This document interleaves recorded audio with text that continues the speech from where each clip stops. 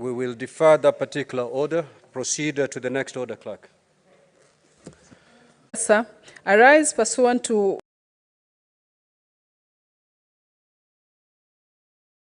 Standing Order 52-1 to make a statement on a matter of general topic concern, namely drawing the attention of this House to two significant observances in the month of May.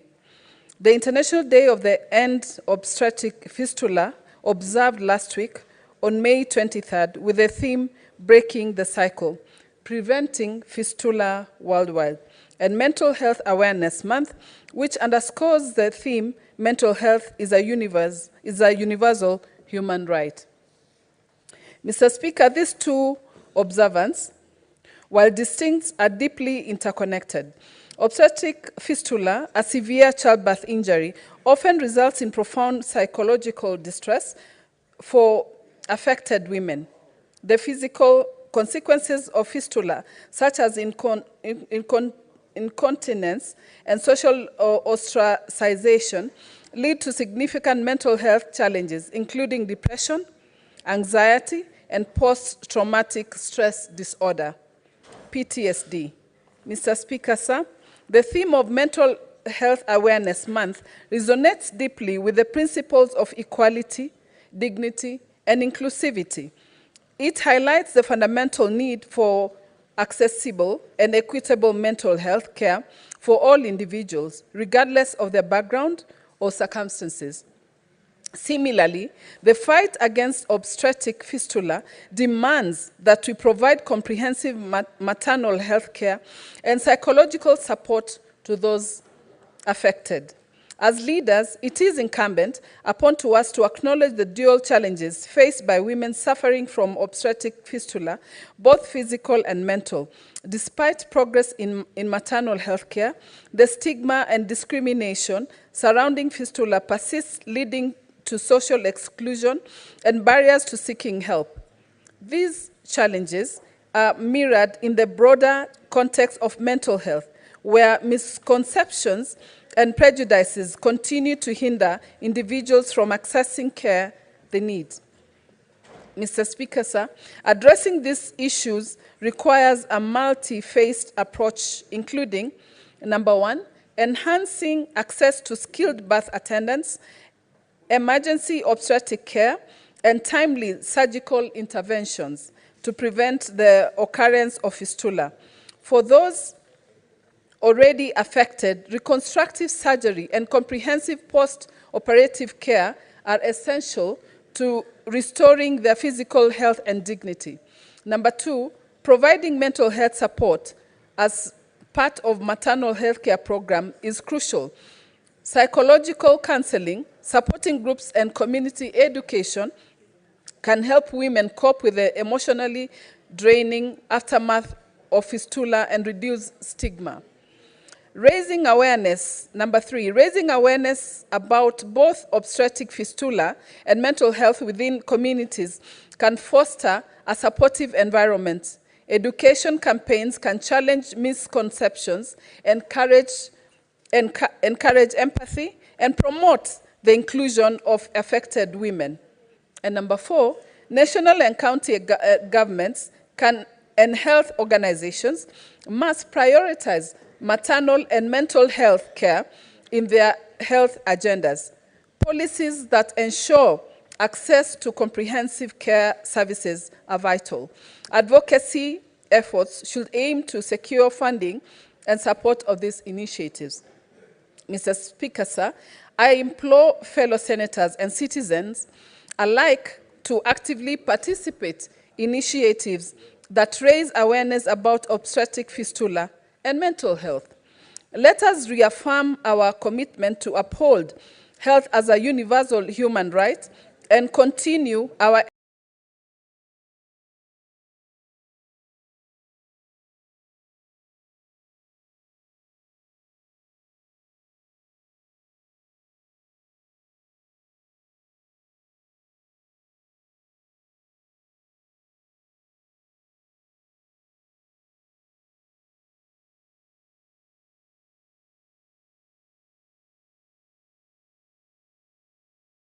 effort. Mr. Speaker, I had Yes, you may proceed with the second statement. my second statement is the ongoing evictions and demolitions in Mathare and Mukuru kwa Ruben areas of Nairobi County. Mr. Speaker, sir, I rise pursuant to Standing Order 53-1 to seek a statement from the Standing Committee on National Security, Defense and Foreign Relations regarding the actions being taken by the Government of Kenya concerning evictions and demolitions in Mathare and Mukuru kwa Ruben areas of Nairobi County. Mr. Speaker, sir, the recent floods in the country, and especially Nairobi and its environments, are resulted in devastating consequences, including loss of life and extensive property destruction. While I acknowledge the necessity of measurements to ensure public safety, I am deeply concerned by the government's decision to evict people and demolish properties on riparian land along the Mathare and Ngong rivers, which has been executed in an inhumane manner and in violation of the rights of affected individuals. Mr. Speaker, if you can protect me. Honorable Senators, may Senator Hamida be heard in silence, please. Thank you, Mr. Speaker. In the statement, the committee should, number one, clarify basis and procedural framework under which the government is conducting evictions and demolitions in Mathare and Mukuru kwa Ruben areas, and inform whether due process and human rights have been upheld throughout these evictions. Number two, provide information of the measures taken by relevant government agencies to ensure that affected individuals are provided with adequate support and alternative housing and compensation for loss and incurred during these evictions and demolitions. Number three, state plans and timelines for resettlement or reintegration of affected communities to prevent displacement and alleviate their suffering. Number four, state whether consultations or engagements were conducted with affected communities and relevant stakeholders to address concerns, gather feedback, and ensure transparency and accountability in the eviction and demolition process. Number five, disclose how the national government utilized the Kenya shillings 10 billion that had been set aside for El Nino preparedness in the financial year 2023-2024, particularly in implementing preventing measures and providing relief to affected communities. I thank you, Mr. Speaker.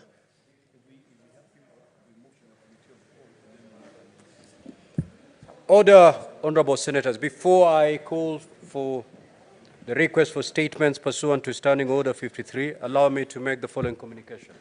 Senator Chute.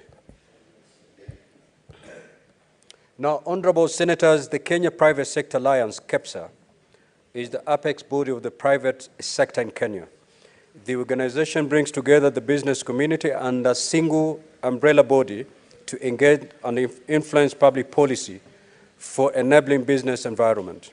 Over the last few years, the Senate and KEPSA have held an annual roundtable conference to enhance greater private sector engagement and participation in the Kenya's governance structure and economic management.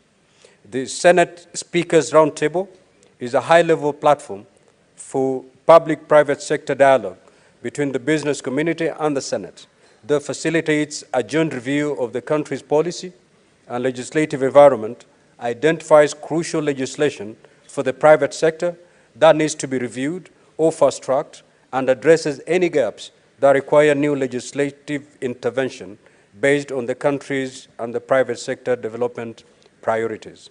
Under the Senate, in improving county government competitiveness for the creation of wealth, jobs, and inclusive prosperity in Kenya.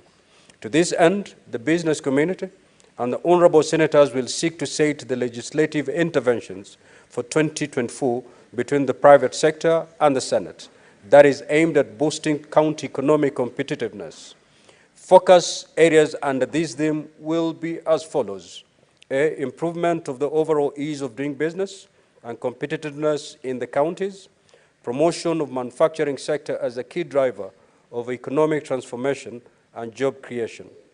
C, addressing factors that inhibit agribusiness in counties, and D, ensuring counties integrate environmental and social consideration, and lastly, strengthening the Senate's vanguard role as shepherds for devolution and county competitiveness. Honorable Senators, I take this opportunity to invite all senators to participate in this forum. Your involvement will be instrumental in driving positive change in our economic landscape, which will ultimately improve the quality of life for all Kenyans. The Office of the Clerk will communicate further details on the event. I've got further communication to make. In the public gallery, we have 44 Form 4 students and 2 teachers from Baringo High School in Baringo County who are undertaking an education visit in the Senate. Honorable Senators, in our usual tradition of receiving and welcoming guests to Parliament, I extend a warm welcome to them, and on behalf of the Senate and my own behalf, wish them a fruitful visit. Also in the public gallery, we have 39 Form 4 students and 3 teachers from Sacho High School in Baringo County who are undertaking an education visit in the Senate. Honorable Senators, in our usual tradition of receiving guests, of welcoming guests to Parliament, I extend a warm welcome to them, and on behalf of the Senate and my own behalf, wish them a fruitful visit. I will allow the Senator for Baringo County under 1 minute to extend words of welcome to the delegation from Baringo County. Thank you, Mr. Speaker. Mr. Speaker, I wish to join you and indeed my colleagues in welcoming the students and the teachers from Baringo High School in Baringo County. I wish, Mr. Speaker, to confirm that I'm proud to announce to the House that this is one of our best schools in our county. Speaker, in Baringo we have 2 national schools, Baringo High School and Osen High School. And today, Mr. Speaker, I'm glad that Form 4 students are in the House to see what happens in Senate. And Mr. Speaker, already they have been able to witness the proceedings of this House.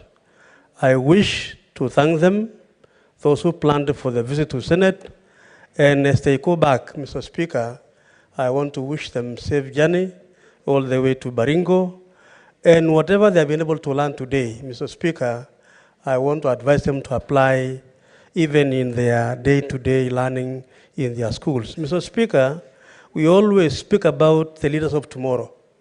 And I want to assure the young men and women of Form 4 that, the boys of Form 4, because these are boys' school, Mr. Speaker, that at some point in life, at some point in time, Mr. Speaker, they shall be leaders of tomorrow. They work hard, take their studies seriously, be focused, be determined, be resilient. And Mr. Speaker, I'm sure one day, one time, one of those members, or even more, of the students will be able to sit even in this House as a senator, as a governor, as a member of parliament, or even as a CS. The sky is the limit, Mr. Speaker. It is possible if we work hard. So I want to wish them well as they go back and we continue to expect more for this year, Mr. Speaker, because they are the students of Form 4 this year. Mr. Speaker, I will see them later as they proceed home. Thank you, Mr. Speaker, for the opportunity. Thank you for your speech. Statement pursuant to Standing Order 53-1, Senator Tabitha Mutinda.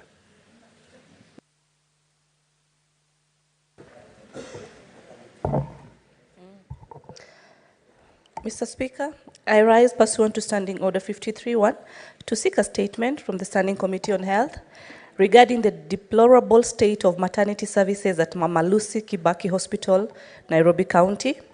In this statement, Mr. Speaker, the committee should, 1, state the total number of women detained in the hospital facility due to their inability to settle their maternity fees, stating the respective amounts owed. Secondly, stay the payment modalities or options in place set by the hospital management for defaulters within the maternity section. And lastly, explain the protocols followed by the hospital management in the event a patient is unable to raise the maternity fee, and confirm whether any policy exists to guide how to handle cases related to the default of maternity fee payments. Thank you. Senator Oroba Gloria.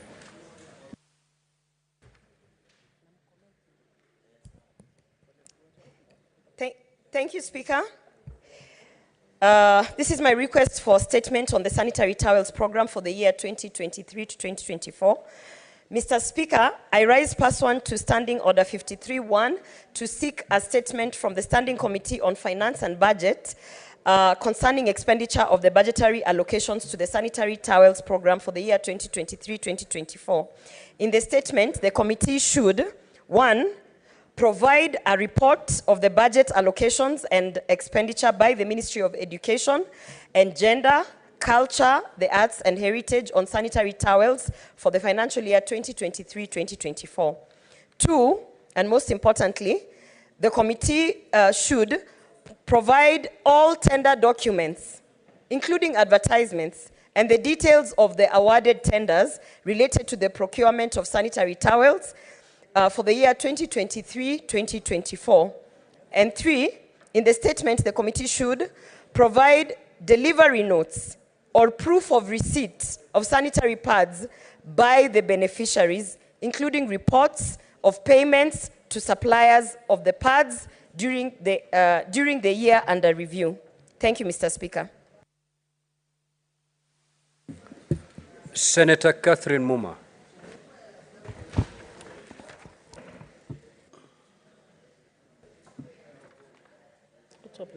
Thank you, Mr. Speaker. Mr. Speaker, I rise pursuant to Standing Order 53-1 to seek a statement from the Standing Committee on Health regarding obstetric fistula, a critical public health crisis disproportionately affecting women and girls in Kenya. In the statement, the committee should, 1, provide the Senate with the data on the prevalence of obstetric fistula in Kenya, highlighting the regions with the highest incidence rates to showcase the magnitude of the issue. Number 2, assess the current state of access to fistula treatment in Kenya, indicating whether the proposed social health insurance fund will include fistula repairs under the maternal health package. 3, indicate the national policy guidance that the ministry has provided the county governments for addressing obstetric fistula experienced by women in remote areas. And 4, state the number of distribution of skilled surgeons capable of performing fistula repair surgeries and the number and capacity of specialized facilities for fistula care across the country. Thank you, Mr. Speaker. Senator Chimera.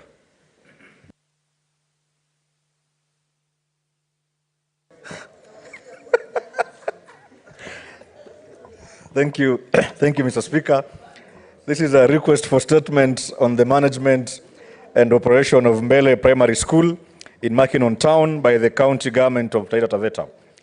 Mr. Speaker, sir, I rise pursuant to Standing Order 53-1 to seek a statement from the Standing Committee on Education regarding the management and operation of Mbele Primary School, which is located in Makinon Town, Kwale County, and is currently being administered by the county government of Taita Taveta.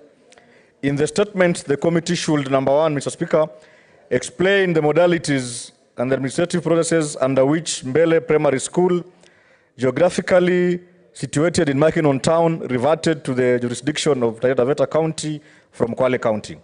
Number 2, determine if the Teacher Service Commission, TSC, is aware of the current administrative status under which Mbele Primary School operates within the jurisdiction of Taita Taveta County. And lastly, Mr. Speaker, outline any measures the Ministry of Education intends to undertake to resolve this jurisdictional anomaly, particularly steps to revert the management of Mbele Primary School to Kwale County if deemed appropriate. Thank you, Mr. Speaker.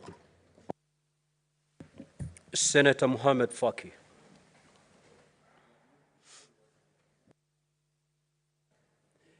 Thank you, Mr. Speaker. Mr. Speaker, I rise on behalf of...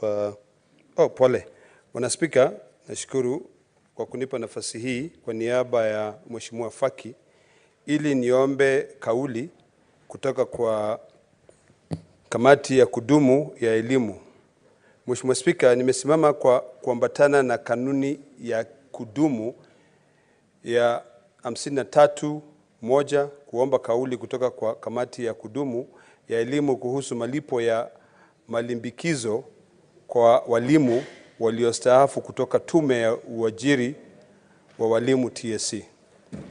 Katika taarifa hiyo, Mheshimiwa Speaker, kamati ichunguze sababu za walimu waliostaafu kutopokea pensheni pamoja na malimbikizo yao ya kustaafu kuanzia mwaka wa 2020 hadi sasa.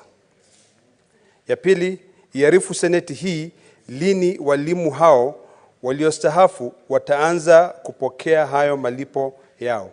Na ya mwisho, ieleze pia sababu za hazina ya malipo ya uzeeni NSSF kukosa kuwalipa walimu waliostaafu malipo yao ya kustaafu kwa wakati unaofaa. Kauli hii inatafutwa na Seneta Mohamed Faki Mwenye Haji, Seneta wa kaunti ya Mombasa. Asante Bwana Speaker. Senator Wakili Hilary Sigei. Yes, Mr. Speaker, I rise on behalf of Senator Sigei. Mr. Speaker, I have two statements. The first one,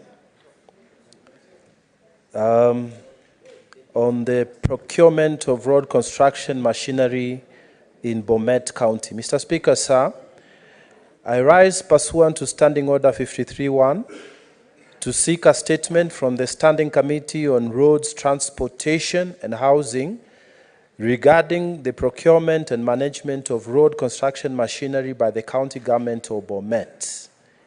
In the financial year 2022-2023, the county government of Bomet acquired 5 graders, 5 excavators, 1 roller, 5 tippers, and 1 load loader at a total cost of Kenya shillings 250 million. Subsequently, an additional amount of Kenya shillings 56.6 million was sought to further finance the said procurement, bringing the total amount spent for the procurement of Kenya shillings 306.6 million. Notably, this amount was not part of the county's budget and was only sought through a supplementary budget. Mr. Speaker, sir, this supplementary budget was not reflected in any county plan. It was not included in the County Integrated Development Plan, CIDP, nor the Annual Development Plan, ADP, contrary to sections 107, 1084, 1089B, and section 113 of the County Government Act. Additionally, the supplementary budget was introduced without public participation, which contradicts the stipulations under Article 10 of the Constitution and sections 87 and 115 of the County Government Act, as well as sections 51, 61 of the Bomet County Public Participation Act 2019. Mr. Speaker, sir, further, in continuous contravention of the Presidential Executive Order number 2 of 2018 on procurement of goods, works and services by public entities, the county government of Bomet has failed and or neglected to maintain and continuously update and publicize the relevant information in this tender in public forums.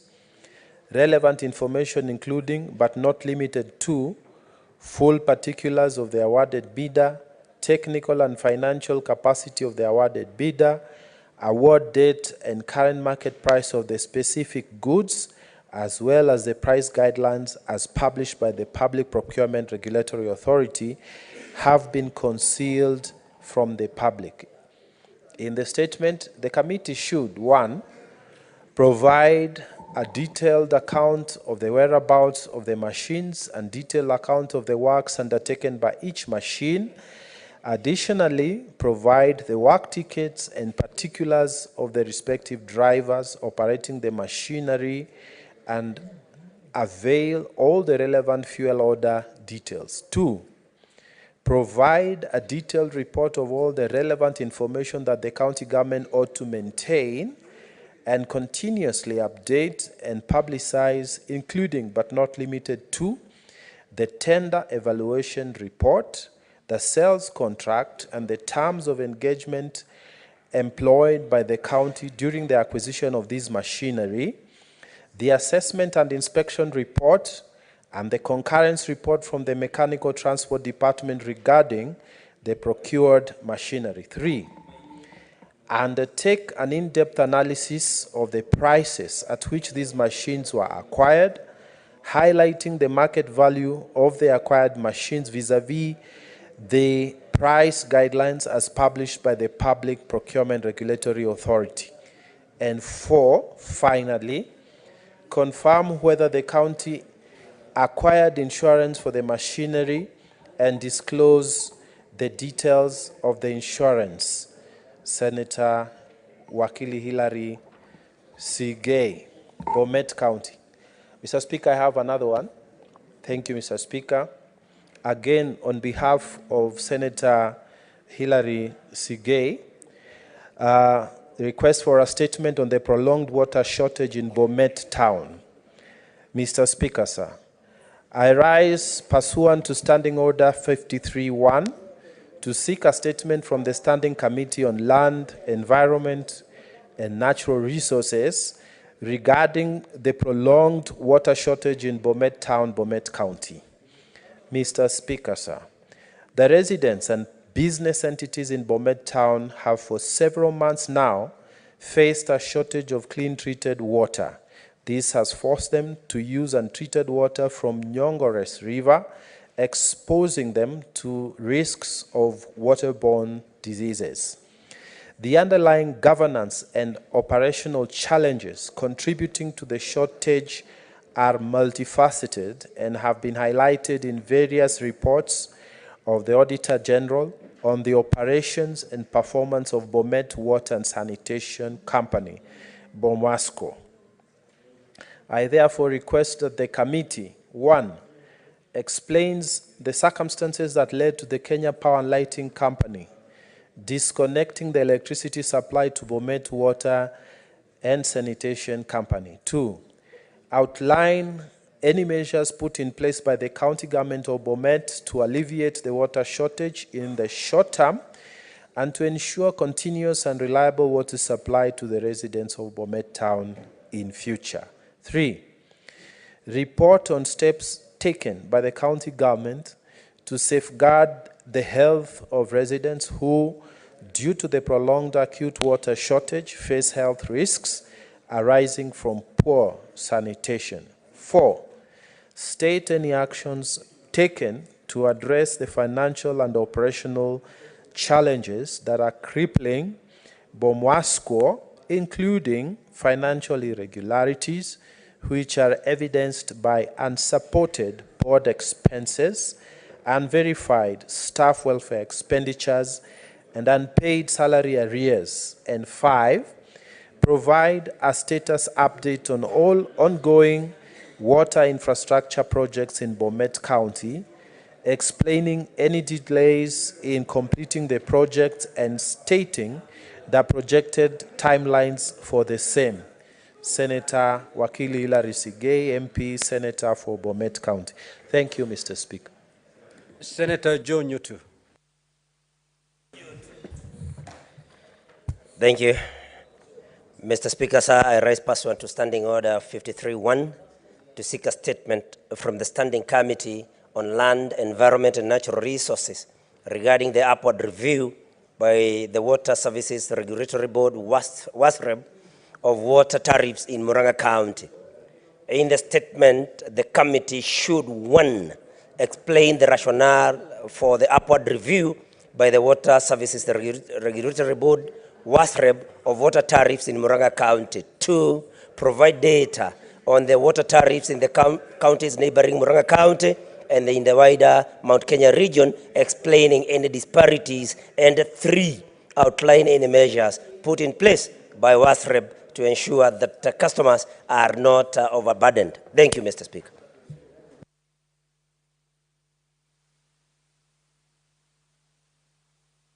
Senator Chirange.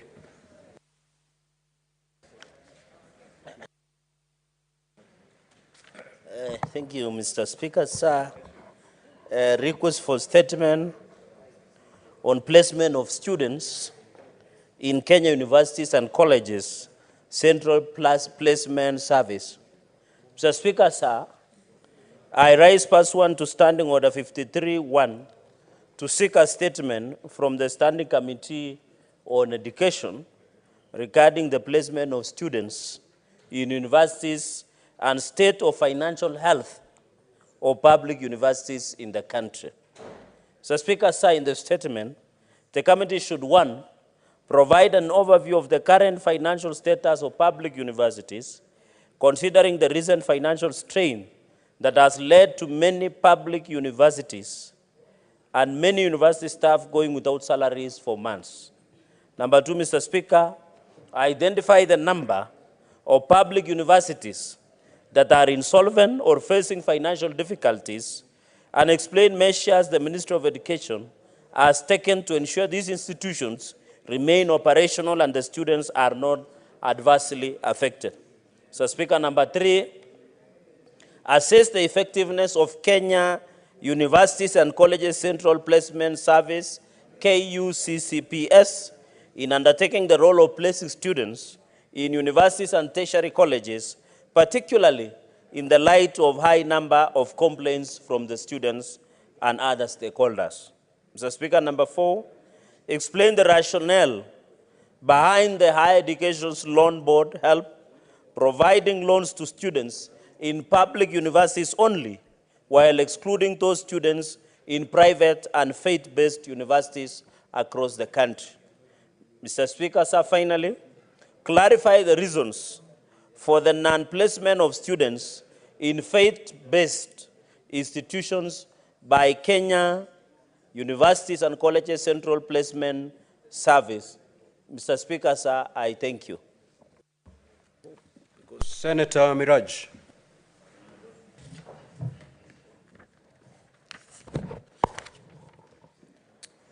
Request for statement on cases of attack targeting women drivers operating taxis hailing services.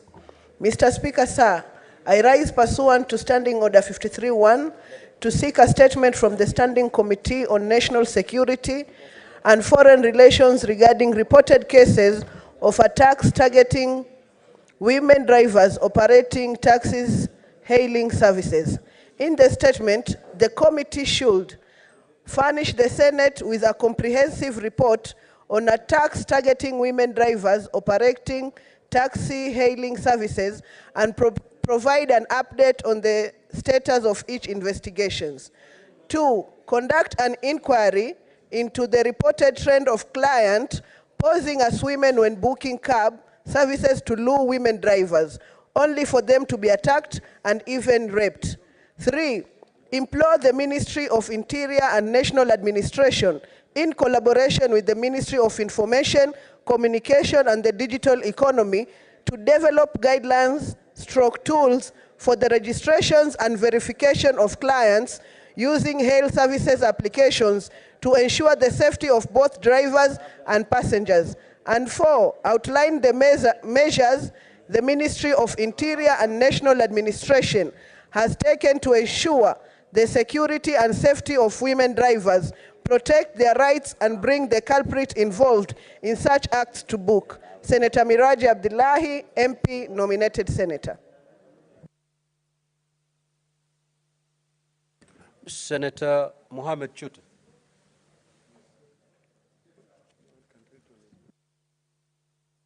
That had been deferred because of the absence of Senator Muma. You will You will comment after Senator Muma has dealt with her business. That is one. There is the paper that was to be laid. You may now proceed to lay the paper, Senator Muma.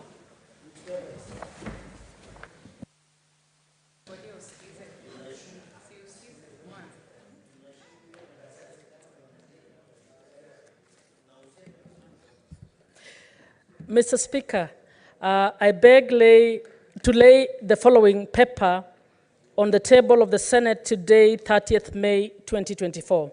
This is the report of the Kenya delegation to the 148th Assembly of the Interparliamentary Union and related meetings held in Geneva, Switzerland from 23rd to 27th March 2024. Thank you, Mr. Speaker. Senator Muma, you may also proceed to give notice.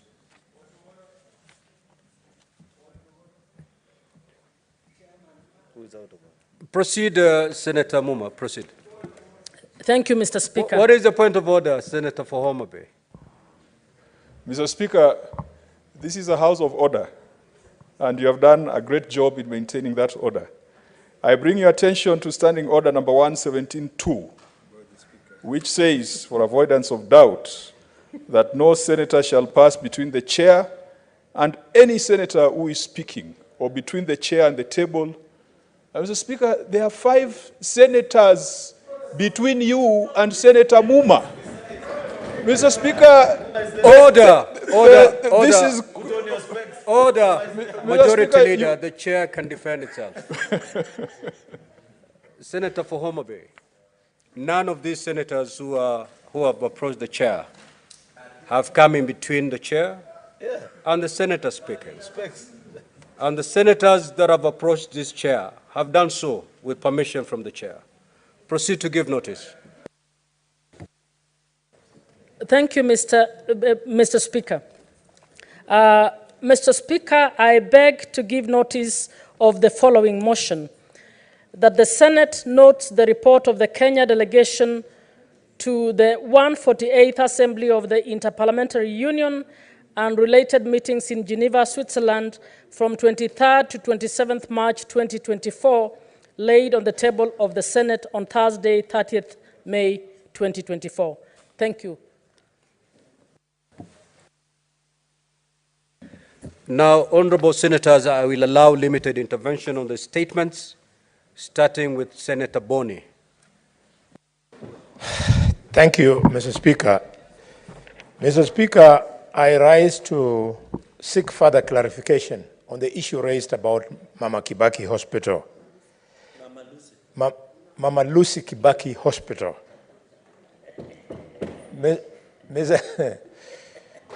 Mr. Speaker, it is an oxymoron that the governor of Nairobi can purport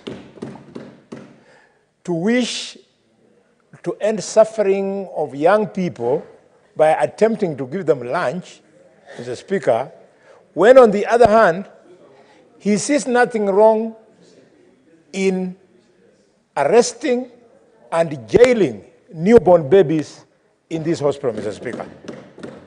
Mr. Speaker, to go to that hospital, you see mothers on the floor with their children lying on a lesso because the mothers who go there are not so rich. Mama Lucy Kibaki Hospital was not designed to be a slave center.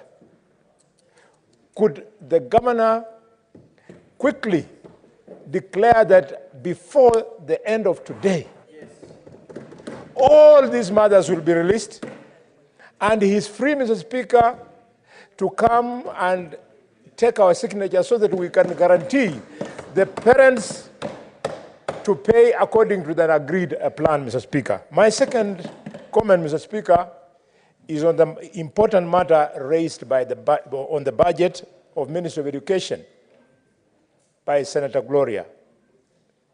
Mr. Speaker, the money that was put aside for sanitary towels was not pocket change. It was hundreds of millions, Mr. Speaker. In fact, up to the tune of 940 million, Mr. Speaker.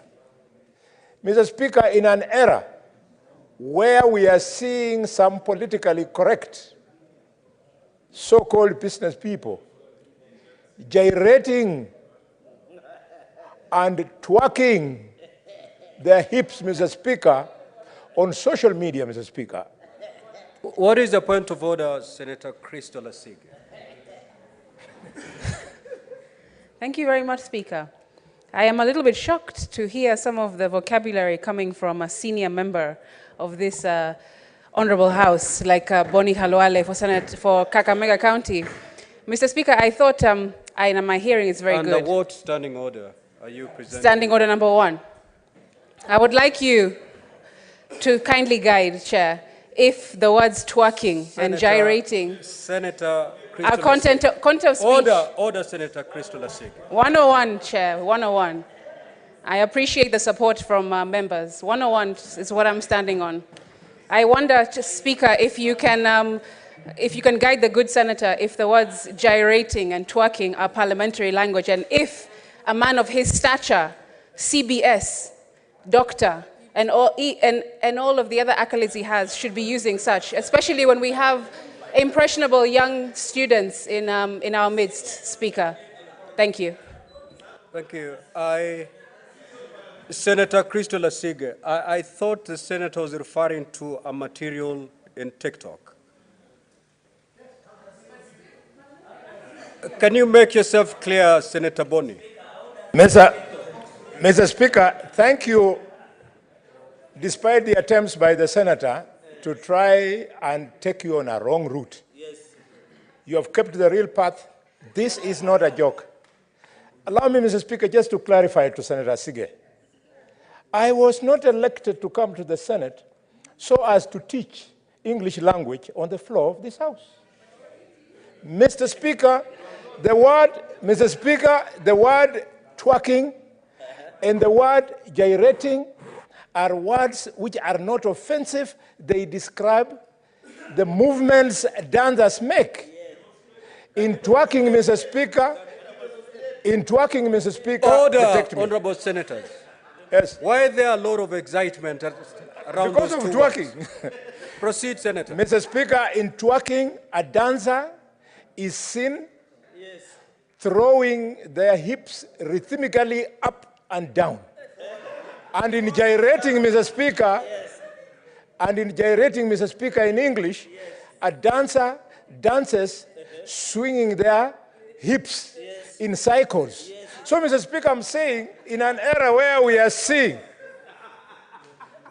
people twerking and gyrating their whips and telling us how they are making money, Mr. Speaker, we want the statement to go further and demand that the names of the companies that were given these tenders, and also the names of the directors of those companies, because we suspect these people twerking and gyrating hips here are the ones who are abusing these millions meant for supporting our little children who have no access to sanitary towels. Mr. Speaker, I thank you. Senator Osotsi. Mr. Speaker, I wish to comment on the statement by the Senator of Murang'a, Honorable Nutu, on the issue of upward review of the water tariffs in Murang'a County.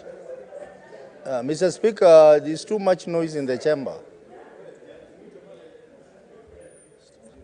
So I wish to comment on the statement by Senator Nutu on the matter of upward review of the water tariffs in Murang'a County, and say that WASREB has appeared before in my committee, and we raised concerns about the way they handle tariff reviews in counties. That process is supposed to be participatory. That process is supposed to involve the people of those counties and also to involve the county government. So this statement is very important, Mr. Speaker, but as much as it is important to have water tariffs in our counties, because some of the counties have not done a tariff review for a long time, and that has been an audit query.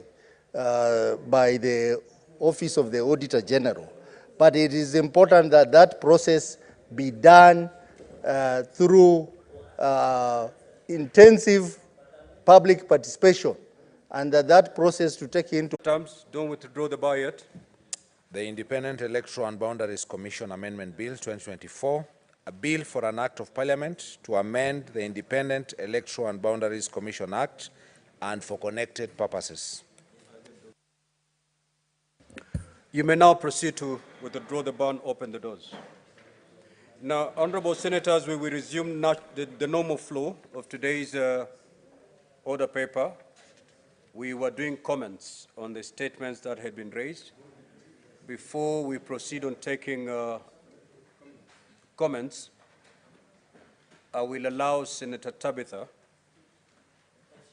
to present her request for a statement. Now, we are doing this because we know today is the last day before we break for the recess. Agree. Thank you. Thank you, Mr. Speaker, sir, for giving me this opportunity. A request for statement on the fishing activities in the Nakuru National Park that led to the shooting of 4 young men at Barut and Mwariki area of Nakuru West.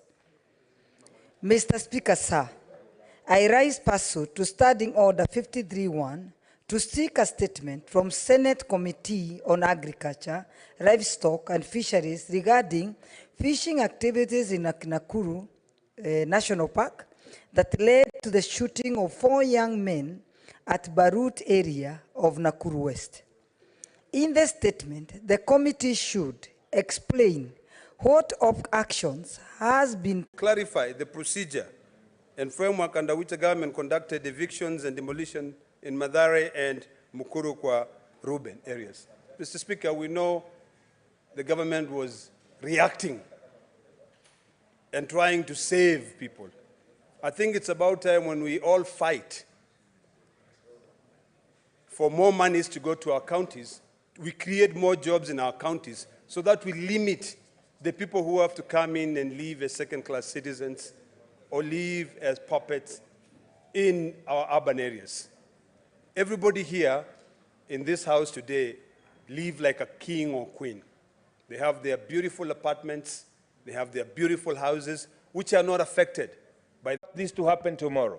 We must not allow that to happen again. And therefore, we must come up with legislative and legal framework that will ensure that waterways, riparian lands are not only protected, but we do not allow people to put up structures because we have seen what it has the potential to create. Mr. Speaker, sir, yes, indeed, we need a lot of political goodwill to ensure that Assembly and related meetings of the Forum of Parliaments of the International Conference on the Great Lakes Region held in Livingstone, Zambia from the 15th to 19th April 2024. Mr. Speaker, sir, I beg to give notice of the following motion, that the Senate notes the report of the 14th Ordinary Session of the Plenary Assembly and related meetings of the Forum of Parliaments of the International Conference on the Great Lakes Region held in Livingstone, Zambia from the 15th to 19th of April 2024 on behalf of Senator Ali Ibrahim Roba, EGH MP. Thank you.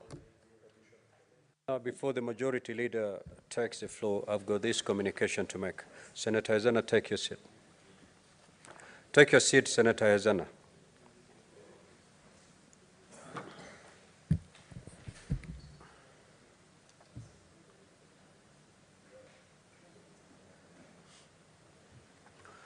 Honorable Senators, in the public gallery, we have 20 students and 5 teachers from Grace Baptist Academy in Nakuru County who are undertaking an education visit in the Senate.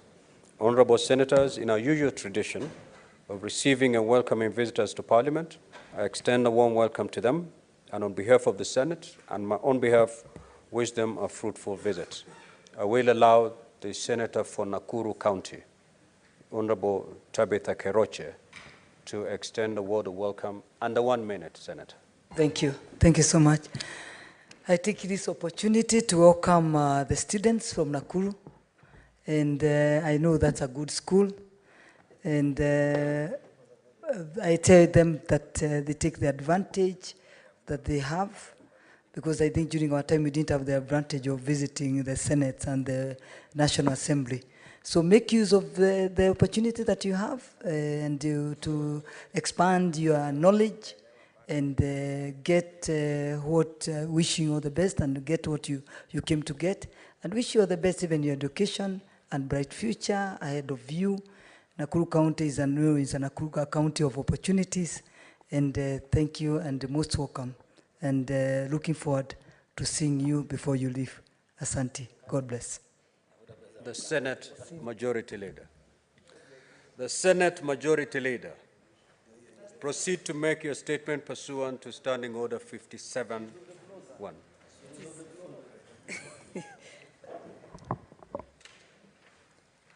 Mr. Speaker, sir, Mr. Speaker, sir, pursuant to Standing Order 57-1, I hereby present the business of the Senate for the week commencing Tuesday, 25th June, 2024.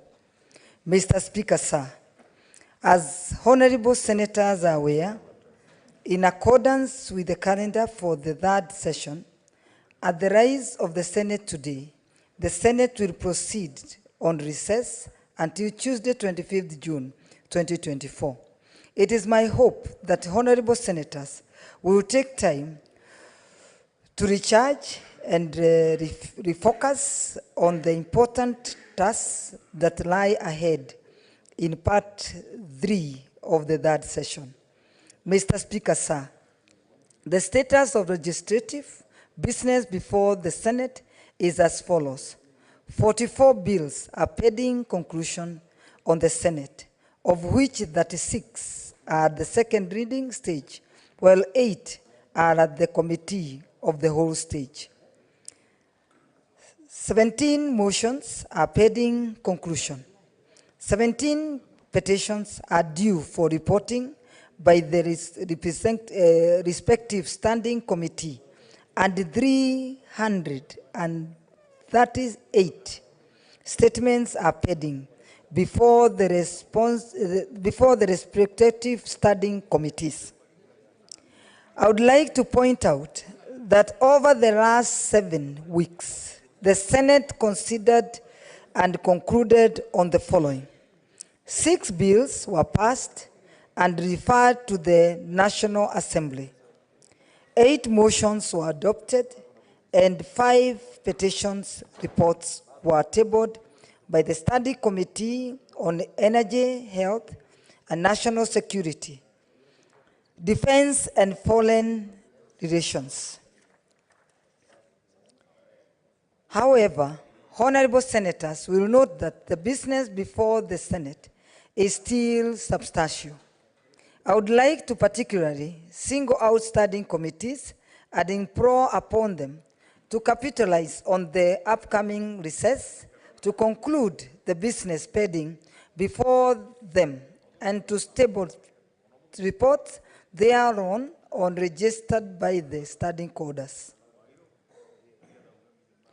Upon resumption from the recess, the Senate Business Committee will meet on Tuesday, 25th June 2024 to consider the business for the week. The tentative business for Tuesday will include business not concluded from today's order paper, as well as the business indicated in the notice paper that is appended to the order paper. The tentative business for Wednesday, 26 June 2024 morning sitting will include the schedule of questions as approved by the Senate Business Committee, as well as motions. Mr. Speaker, sir, the business for Wednesday, 26 June 2024 afternoon sitting will include business not concluded in the order paper for Tuesday, 25th June 2024, and for this following. Bills at the second reading stage. The Wildlife Conservation and Management Amendment Bill, Senate Bills number 46 of 2023. The Wildlife Conservation and Management Amendment Bill, Senate, Bills number 49 of 2023. The Local Content Bill, Senate Bills number 50 of 2023. The Cooperative Societies Amendment Bill, Senate Bills number 53 of 2023. The Early Childhood Education Amendment Bill, Senate Bills of number 54 of 2023. The County Oversight and Accountability Bill, Senate Bills number 3 of 2024.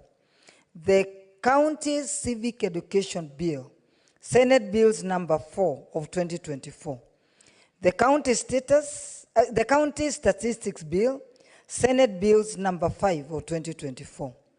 The Intergovernmental Relations Amendment Bill, Senate Bills number 12 of 2024, and the County Assembly's Pensions Scheme Bill, Senate Bills number 14 of 2024.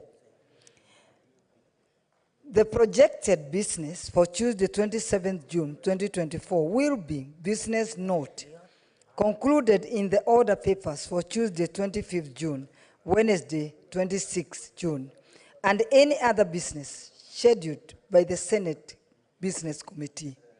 I thank you and hereby lay the statement on the table of the Senate. Thank you. Next order.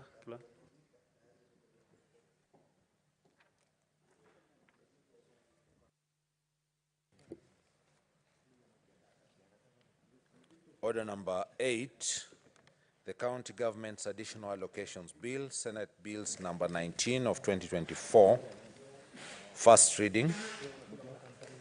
A bill for an Act of Parliament to provide for the additional allocations to county governments for the 2024-2025 financial year, the responsibilities of national government and county governments pursuant to such allocation, and for connected purposes. Next order.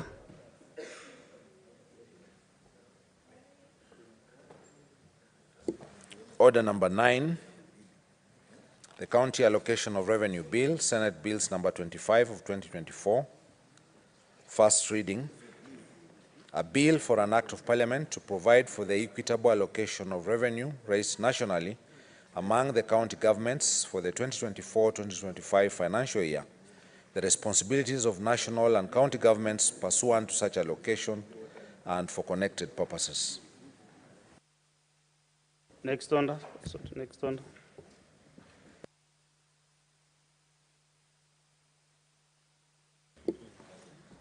Order number 10, motion, consideration of the National Assembly amendments to the County Licensing Uniform Procedures Bill, Senate Bill number 9 of 2022. Majority Leader. We are on order number 10.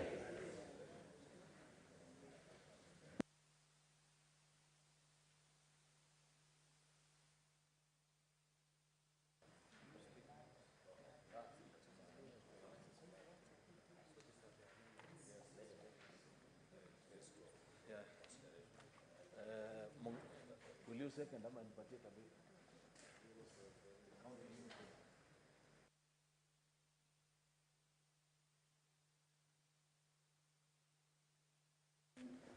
Thank you, Mr. Speaker, sir. One second.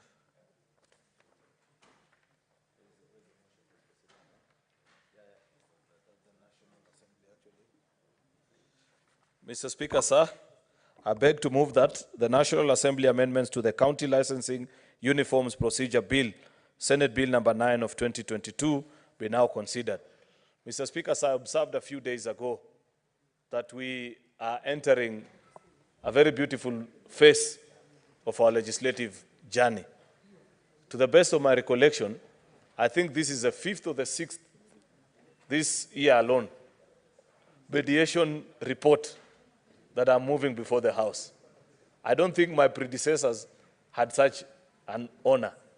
Things used to be different.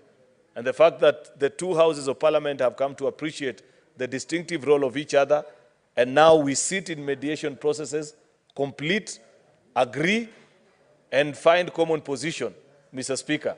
And those reports are filed in both houses of parliament, Mr. Speaker, is good progress. And I must celebrate both houses, the National Assembly and the Senate, for finding it within their space to close ranks, Mr. Speaker, and agree on the various issues. Mr. Speaker, I like the fact that thanks to this new spirit, one of the key things that I see in many of these bills, Mr. Speaker, that go through a mediation process, Mr. Speaker, is that where there are instances where Senate had been locked out of a particular legislative process or policy decision, where the reports were supposed to be taken either to the National Assembly alone, I see our colleagues always include and say that Parliament, instead of specifying to one house, Mr. Speaker, unless it's a constitutionally provided issue where the Constitution has limited its consideration, because there are instances where the Constitution has provided limitation of their consideration only to the National Assembly or some even to the Senate alone without the other houses. But on any other matter, Mr. Speaker, so long as we have the opportunity, I believe this House has the brains, Mr. Speaker, and we have the time, Mr. Speaker, and we love this country as much as our colleagues in the National Assembly. And therefore, so long as we are not constitutionally barred from considering any matter, I like the fact that that is a direction this House is taken. There are a few amendments that they have proposed after their mediation exercise, and I am glad that they have acceded. Clause 2 of the bill now, Mr. Speaker, will be just ordinary definitions of what the Cabinet Secretary is, the definition of the word licensing, Mr. Speaker. There'll be deletions to be made, basically cleaning up of that bill, Mr. Speaker. Clause 4, Mr. Speaker, is just about renumbering, Mr. Speaker, and then there's a new subclause, Mr. Speaker, which will now state that a licensing authority shall, in considering an application for a license to carry out business which is ordinarily regulated by a professional body, undertake due diligence to ascertain whether application or an applicant is duly qualified and licensed to undertake such a business, just to ensure that we professionalize and we observe these standards similarly across all our 47 counties, Mr. Speaker. And I like the fact that we are now standardizing approach of all these matters, Mr. Speaker, before all our 47 counties, Mr. Speaker. Before this, there are counties which will set a particular process. Other counties, Mr. Speaker, would choose a different procedure. Therefore, I like that. Clause 5, Mr. Speaker, is by inciting words which includes the new paragraph will now read as follows, that in consideration of a license, the applicant shall consult the relevant government entity responsible for standards in order to ensure that the high quality of goods produced and services delivered are of high standards. It's just about the same thing that I was speaking about, Mr. Speaker, on standards and quality application.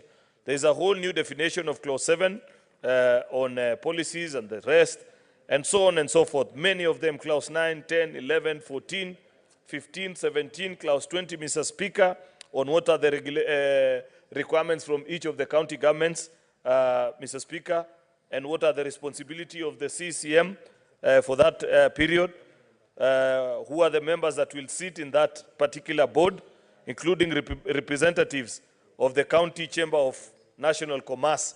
I want to challenge, though, I don't know if we have Senator Seki in the House, but I know Senator Lelegwe is the Vice Chair of Trade Committee, that we need to standardize or perhaps give better legislation on how this, because now if we are getting to the point where we are including members of the Chamber of Commerce into government entities, then it means we must be serious in how elections for those chambers are done in those counties. I don't know if Senator Boni Halwale, for example, knows who is the chairperson of the Kakamega Chamber of Commerce. Perhaps he might not know. Yet, given that he is a long-serving member of parliament, he knows virtually everybody of means and the people that matter in Kakamega County. I hope it is not somebody who is irresponsible. It is somebody who, when you include in government agencies such as this board that is being set up for the licensing procedures, Mr. Speaker, they will represent the interest of business people. Otherwise, Mr. Speaker, if you don't standardize elections and how people, if it is just a kangaroo exercise where 2 or 3 hawkers meet and say that we have ability to represent the business interest of every other person, forgetting about others that ply different trades apart from hawking, Mr. Speaker, then we will find ourselves in difficult situation. Finally, Mr. Speaker, is on clause 24, which are the following words that are being inserted on the definition of what are the specifications of what the respective counties take into consideration. And those factors are the scope of the license, the economic considerations, regulatory cost, and so on and so forth.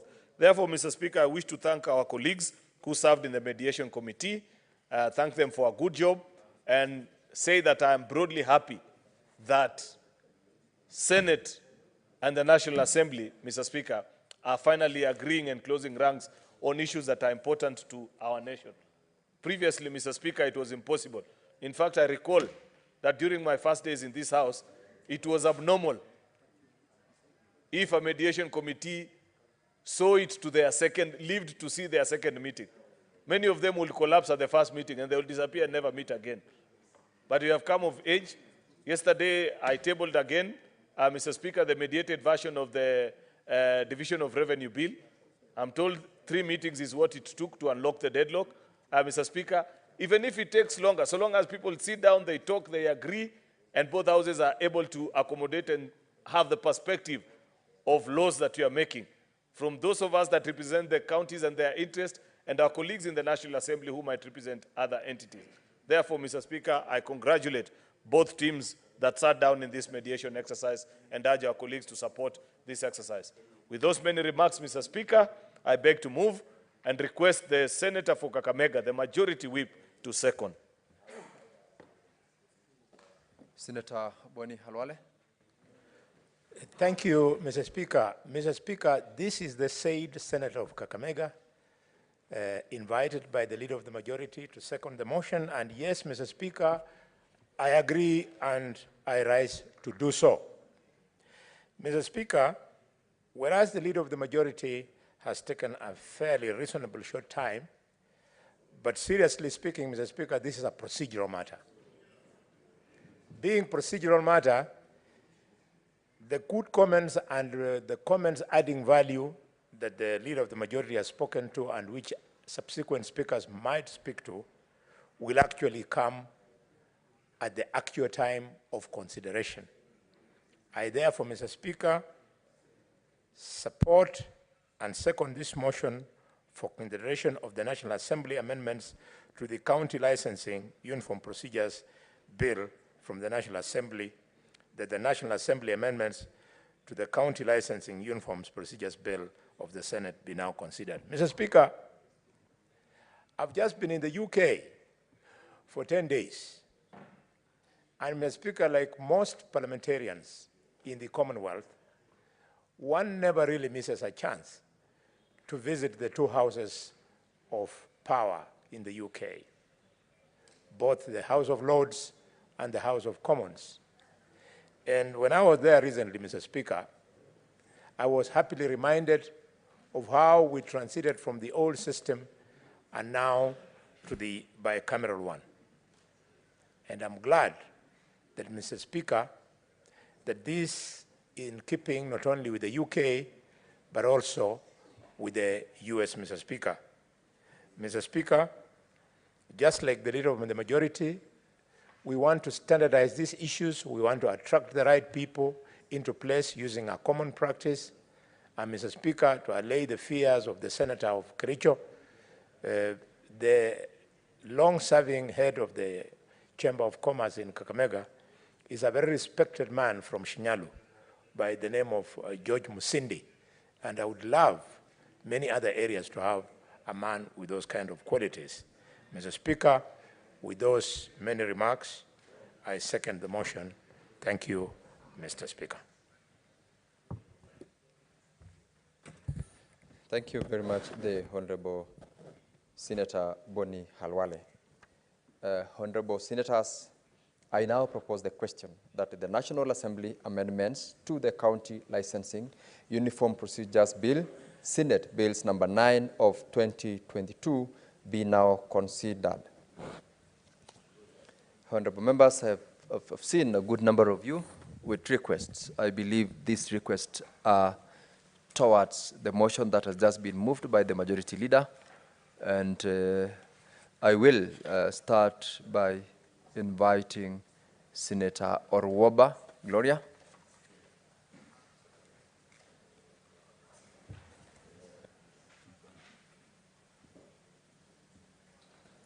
Senator Mungatana Danson Buya.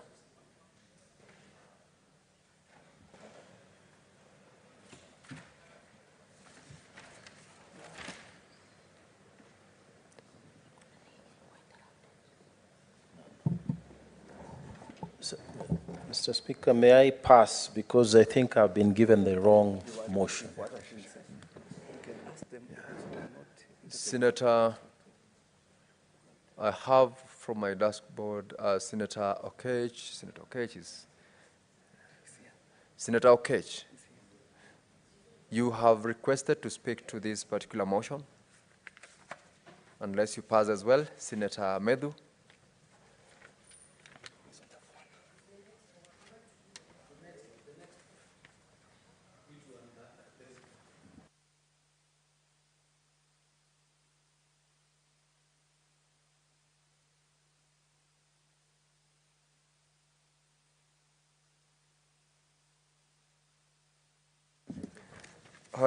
Honorable members, it appears there is no member who is interested in speaking to this particular bill or other motion, and in the circumstances then, I will direct that the mover can proceed to reply.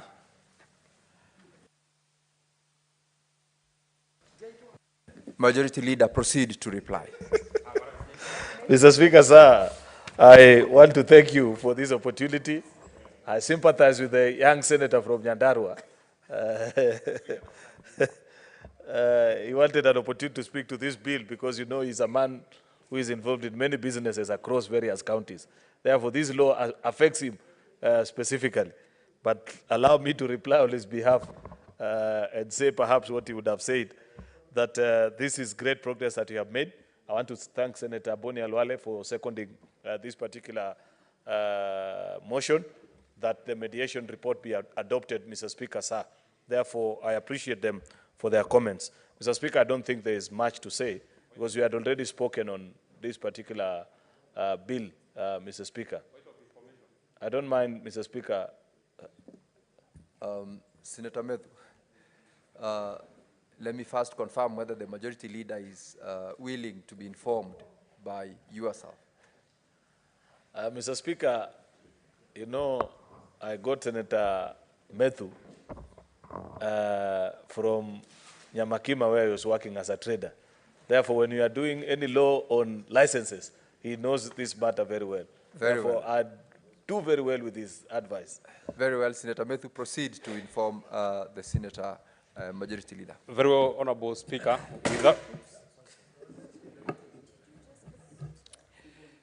So sorry to the Leader of Majority, and metaphorically, I once heard from a county that I come from, because that is a county where the then very powerful Minister for Finance came from. On one of his trips, the flag of his car fell off, and it was an indication that his days as minister are almost coming to an end. I imagine that it is not the same for the for the seat of the Leader Majority, which and without running the risk of being seen to contribute, and I wanted to inform the Leader of Majority because he is now at the point of replying, Honorable Speaker, and as a person who deals with especially small-scale business, because he deals with big businesses, Honorable Speaker, I have this very small comment to make, Honorable Speaker. And I want to... Is it a comment It's or not a comment. information? I'm informing my proceeds to elder brother, inform the the senator for majority Kericho. leader. I'm informing the elder brother for Kericho, Honorable Speaker, that first of all, this mediated version is giving birth to a law, Honorable Speaker, that will become a solution to some of the very, very pertinent issues that are serving and are hurting our people, Honorable Speaker. He was actually on that point when he was contributing, Honorable Speaker. Case on point, Honorable Speaker, just this week, and for the last about 3, 4, 5 weeks, Honorable Speaker, there has been a very big battle that is physical between traders in Nyandarua and county askaris, Honorable Speaker. Why? Because the traders are accusing the county government of Nyandarua of raising their fee, their licenses with over 100%, Honorable Speaker. If this, and because we are passing this law now to become law, Honorable Speaker, it will bring uniformity, it will bring sobriety, it will eliminate a small route that have been used by committees of finance in the county assemblies and the county executives that send these memoranda to the county assemblies, Honorable Speaker, where they get a small clique of people to just go and do small, public participation. And when you ask the traders, was this public participation conducted? No one can be able to stand up and say that this public participation has happened. About 1,000 registered traders in Nyandarua and in Orkala, Honorable Speaker, less than 15 out of 1,000 were participated in the public participation of the finance bill that is now a matter that has gone all the way to the High Court in Orkala, Honorable Speaker, where orders have been issued against that, for traders not to pay the new licenses, Honorable Speaker. So when we get a county board that we rely on regulations that will come even, that will have to come even from the Cabinet Secretary in the National Government, Honorable Speaker, they will be able to be, the same fees that are, or the same parameters that are being used in Ramu, we can be able to borrow, because a business in Ramu will have some similarities in a business in another place, Honorable Speaker. I don't want to say anything more than that, because I was informing the Leader of Majority. I am sure the Leader of Majority, who is just about to reply, and who is a bit engaged because I know the Leader of Majority have benefited largely from my legendary wisdom and knowledge. Senator, he can now reply. Senator Aaron, proceed to conclude on your reply. I believe I'm not sure whether you've been informed. I'm not sure whether I've been informed or misinformed, Mr. Speaker. But it is always good to learn, Mr. Speaker. Therefore, Mr. Speaker, with those many remarks, I beg to reply. Mr. Speaker, sir, in accordance to Standing Order number 66.3, I want to request that you defer the putting of a question until a later date. I thank you. Pursuant to Standing Order 66.3, the putting of the question is deferred to the next sitting. We now may need to call the next order.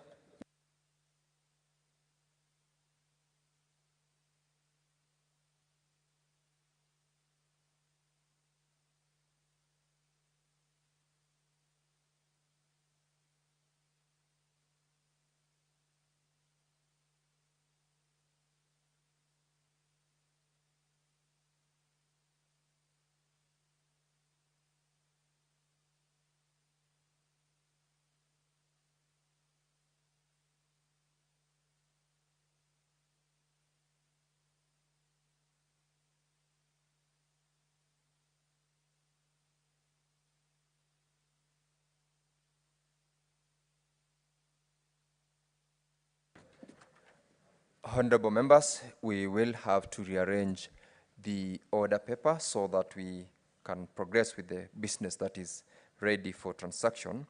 And order number 11 is hereby deferred. Order number 13 is hereby deferred. Order number 14 is hereby deferred. Order number 15 and number 16 are both hereby deferred to the next sitting. Clerk, call now the next order.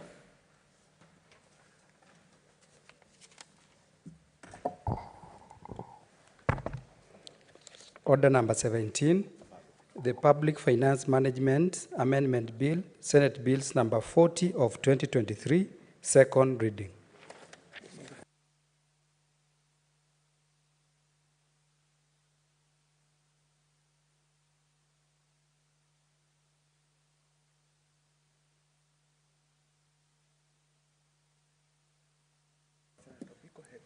This is the bill by Senator Kibwana, and at the time the House rose, Senator Tobiko had 16 minutes to conclude on her submissions. I don't seem to see the Honorable Senator Tobiko in the House,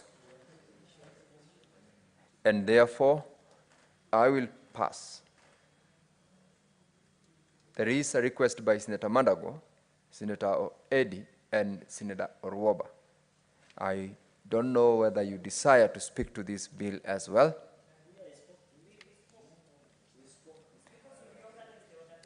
Very well, then I will therefore ask Senator Kibwana, the mover, to reply.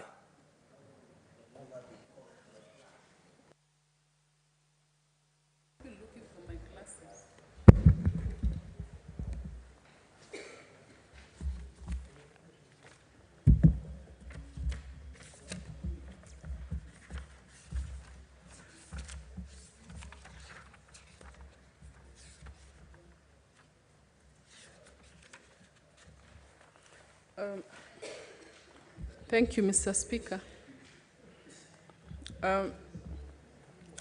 Mr. Speaker, I want to appreciate my colleagues who contributed to this bill.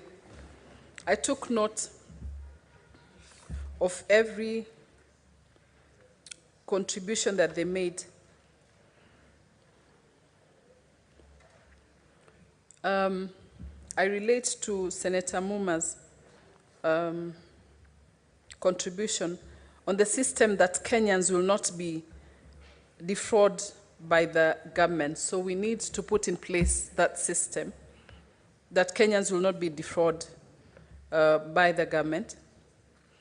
And also allowing digitization to be left squarely on people who are on the system. Mr. Speaker, I also appreciate Senator Mungatana, because he spoke about the automated system. And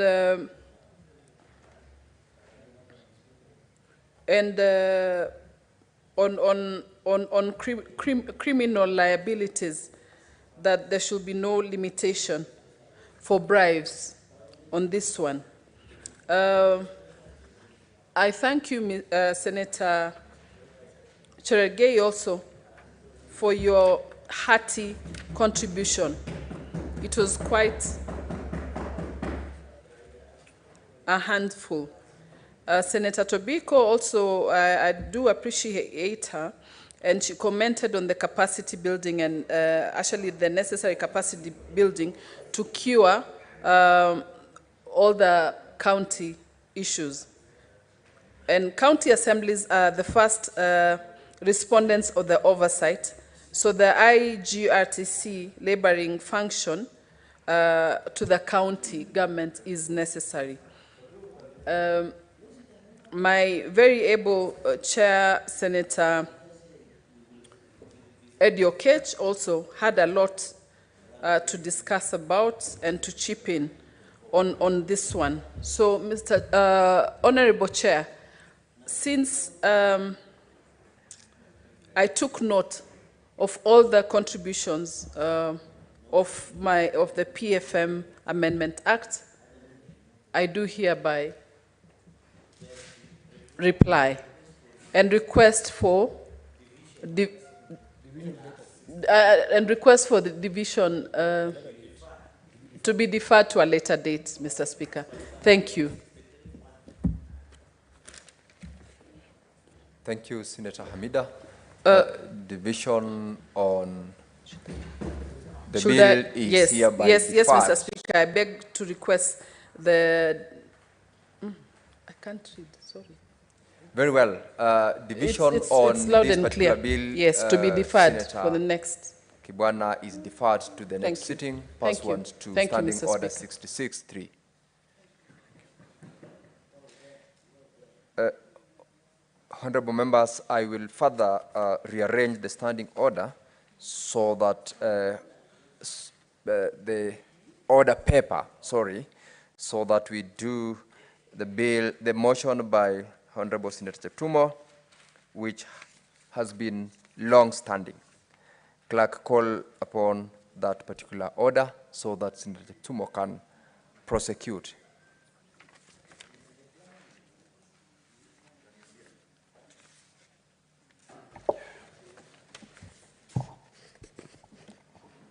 Order number 26, motion, declaration of cattle rustling and banditry as a national disaster and establishment of a special fund for victims.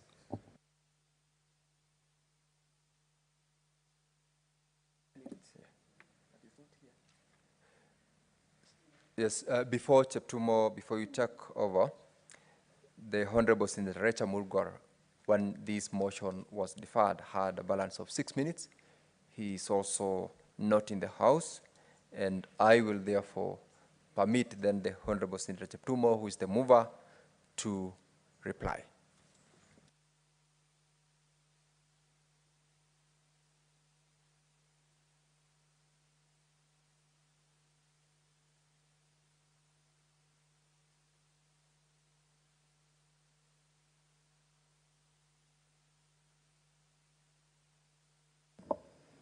Thank you, Mr. Speaker. Mr. Speaker, thank you for giving me a chance to reply to this motion, because, Mr. Speaker, it's been in our order paper for a very long time. When I got disposed, Mr. Speaker, indisposed, I was unable to finalize. Mr. Speaker, this motion received an overwhelming support from members of this House. In fact, Mr. Speaker, out of all the members who spoke to this motion, nobody opposed the motion. And all members who support this motion, Mr. Speaker, were able to justify the fact that banditry and cattle rustling, Mr. Speaker, has indeed become a serious challenge of insecurity in our country. And every member supported, Mr. Speaker, that banditry and cattle rustling should be declared a national disaster. And Mr. Speaker, same members also agreed with the establishment of a fund, a national fund, Mr. Speaker, which is to facilitate the compensation of the victims of banditry and cattle rustling, Mr. Speaker. Mr. Speaker, when moving this motion, I was able to demonstrate that this menace has caused a lot of suffering. Several Kenyans in Baringo County and other counties, Mr. Speaker, I think we are talking about 7 counties: Baringo, Elgeyo Marakwet, Turkana, West Pokot, Isiolo, Marsabit, and even Laikipia, Mr. Speaker, have been displaced. They have become IDBs in their own land. Not because they don't have where to stay, but because they have been evicted by force from their land. Mr. Speaker, the socio-economic and political rights guaranteed by the Constitution have also been denied to the Kenyan people affected by this menace. schools destroyed, hospitals destroyed, and all other social amenities, Mr. Speaker. And Mr. Speaker, displacement of population. And Mr. Speaker was able to, in moving this motion, was able to justify. So mine today, Mr. Speaker, is to reply. And Mr. Speaker, I was also able to explain to the nation and this House why this menace of banditry and cattle rustling is a national disaster. And Mr. Speaker, allow me in replying to this motion now, Mr. Speaker, to say that when you look at the national policy for disaster management in Kenya, it defines disaster, Mr. Speaker, as a serious disruption of the functioning of a community or society, causing widespread human, material, economic, and environmental losses, which exceeds the ability of the affected communities to cope up using its own resources. Mr. Speaker, 3 questions therefore arise. 1, has cattle rustling caused serious disruption of the functioning of community or society? And Mr. Speaker, the answer is yes. In fact, a big yes. 2, has cattle rustling, Mr. Speaker, caused widespread human, material, and economic loss and suffering? The answer again, Mr. Speaker, is in the affirmative. It is true. It is yes. And thirdly, is the suffering caused by the cattle rustling exceeds the ability of affected communities or society to cope up using its resources? Yes, Mr. Speaker, because the affected communities have tried their best to resist, to fight, but they have not been able to, because it is unable to use their resources to cope up with using its resources. Mr. Speaker, I have therefore been able to justify, prove to the House that indeed cattle rustling, Mr. Speaker, should be declared a national disaster. Mr. Speaker, sir, 5 regimes, as I conclude, have not been able to sort out this problem.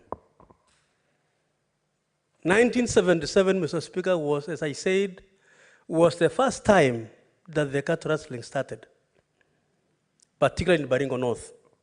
When my own village called Kalabata was raided, I was in primary school that time. That time, Mr. Speaker, the head of state was Mzee Jomo Kenyatta. President Moi, Mr. Speaker, took over 1 year later. And this menace has subsisted and continued, Mr. Speaker, for his leadership of 24 years. He tried his best, but he was unable to sort out this problem. Mr. Speaker, the third regime in our country, Kibaki, took over. He tried his best. He was unable to. Then Kenyatta too, that is Uhuru Kenyatta, came in. He tried his best. He was unable. And finally, now, we have William Samoei Ruto, the 50th President of the Republic. He is trying his best. He declared that he will sort out this problem. And Mr. Speaker, I am very hopeful. I'm very optimistic, Mr. Speaker, that this regime, this government of William Ruto, because of the commitment we have seen, Mr. Speaker, so far, will indeed be the government that will sort out this problem. And I want to thank the President because, Mr. Speaker, he has made this public. He has put in place certain measures I don't want to say here. And I believe, Mr. Speaker, when all the structures and efforts are implemented, we will have this problem to an end. Mr. Speaker, finally, recently we lost our CDF and 12 other KDF officers in a plane crash, Mr. Speaker. I want to say in this House, Mr. Speaker, that if cattle rustling and banditry never existed in the country, maybe today we could be having our CDF alive. Mr. Speaker, the blood of our late CDF, the blood of our soldiers who perished in the same plane crash, the blood of the police officers and the Kenyans, Mr. Speaker, who have been shed during this time, Mr. Speaker, should be able to inspire us and to make this issue a serious national disaster, Mr. Speaker. Mr. Speaker, the CDF and the other staff were going to oversee the reconstruction of schools that were destroyed by the bandits. He was going to visit the officers of KDF who are dealing with this situation in North Rift. And so, Mr. Speaker, we are talking of a situation where even our CDF lost his life because of this menace. I want to appeal to the House to pass this motion, Mr. Speaker. I want to appeal to this House, Mr. Speaker, to rise to the occasion. And when the House, Mr. Speaker, passes this motion, I want to appeal to the Minister for Interior to implement, because, Mr. Speaker, it is worth doing so. And I want also to thank him for the efforts he has tried. What is your point of order? Senator Cheptumo, please resume your seat. Just, Mr. Speaker, I don't know, maybe understanding order 105. I know, yeah, you are finishing, but I don't know what the senior meant by saying the CDF died because of this menace. I would wish he would rephrase to say because he had visited there to fight against cattle rustling, so that there is no confusion, because you know it's a very sensitive matter. I thank you. Very well. Mr. Senator Cheptumo. Thank you, my learned junior, Cherargei. I think you are right. And I think I said that earlier, Mr. Speaker, that our CDF was trying to visit the schools that were destroyed by the bandits. In the process, he really lost his life with the other officers. So it is true that he died because in the process of helping the situation, and I think what Cherargei is saying is very true. Mr. Speaker, I had actually concluded and said that when this motion is passed, Mr. Speaker, I want to appeal to the CS Interior to implement. And Mr. Speaker, I will never stop. I will pursue these resolutions of the House until we have a fund established to compensate victims of cattle rustling. And my people of Baringo County, I continue to stand with them. And as their Senator, Mr. Speaker, I will use this forum, this House, Mr. Speaker, this institution of Senate to advance our interest, to advance our security, to advance solutions for this challenge. Mr. Speaker, I beg to reply.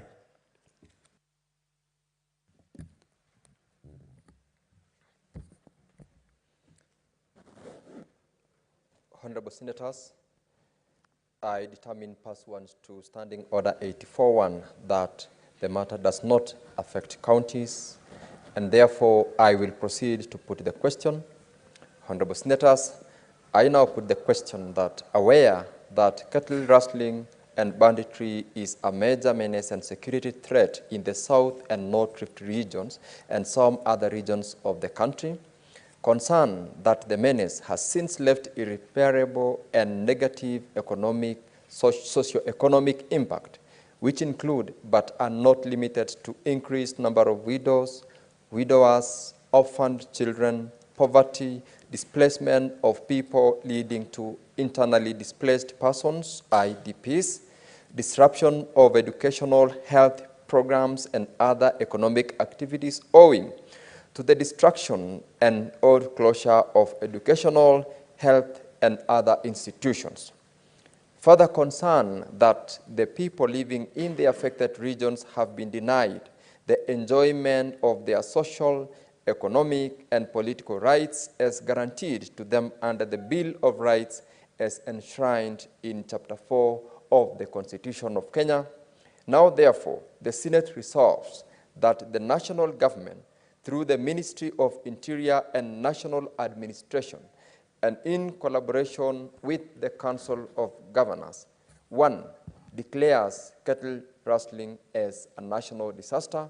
2, establish a national task force on cattle rustling / banditry to 1, investigate the causes of the rampant cattle rustling and banditry in the said region and the country at large, and 2, establishes the extent of suffering, loss, and damage the cattle rustling / banditry has occasioned to the communities in all the affected areas. 3, create a special fund for mitigating the losses suffered by and in compensating all victims of cattle rustling / banditry and settle all internally displaced persons occasioned by the menace. Honorable members, will as many as of that opinion say aye? Aye. Will as many as of a contrary opinion say nay? The ayes have it.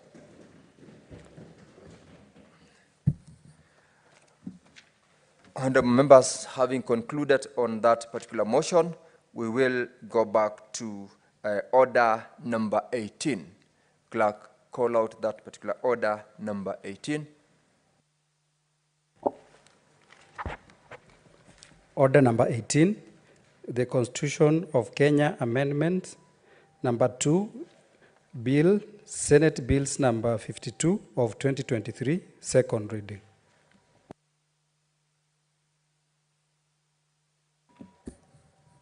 The mover of this particular motion is the Honorable Senator Raphael Chimera. Proceed to move.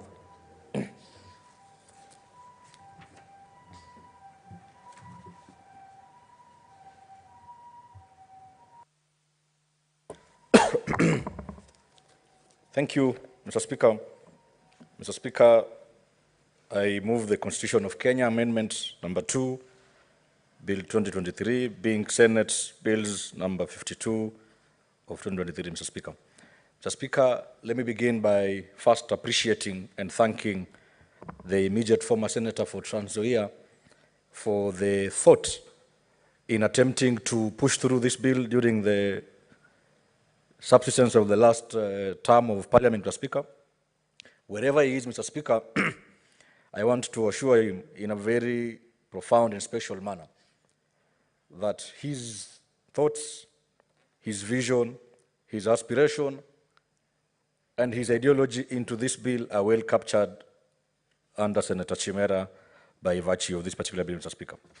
Mr. Speaker, the success story of devolution cannot be underestimated, Mr. Speaker. Devolution has really tremendously transformed the progress of our society, Mr. Speaker. And I want to thank those governors who are doing a very good job with devolution. I know it's not all of them, but those governors who are doing a perfect job with devolution, Mr. Speaker, I want to take this special chance and opportunity to congratulate them for a job well done, Mr. Speaker.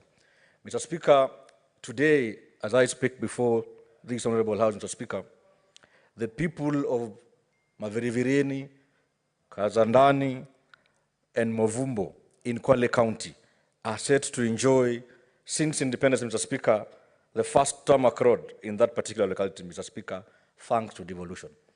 Mr. Speaker, as I speak before you here today, the people of Adu, Kamale village in Kilifi County, are enjoying proper healthcare services thanks to devolution, Mr. Speaker. As we use that yardstick to pour praise on our many governors out there, Mr. Speaker, the same yardstick, Mr. Speaker, should be employed and used by this Honorable House in demanding accountability, transparency, and oversight, Mr. Speaker.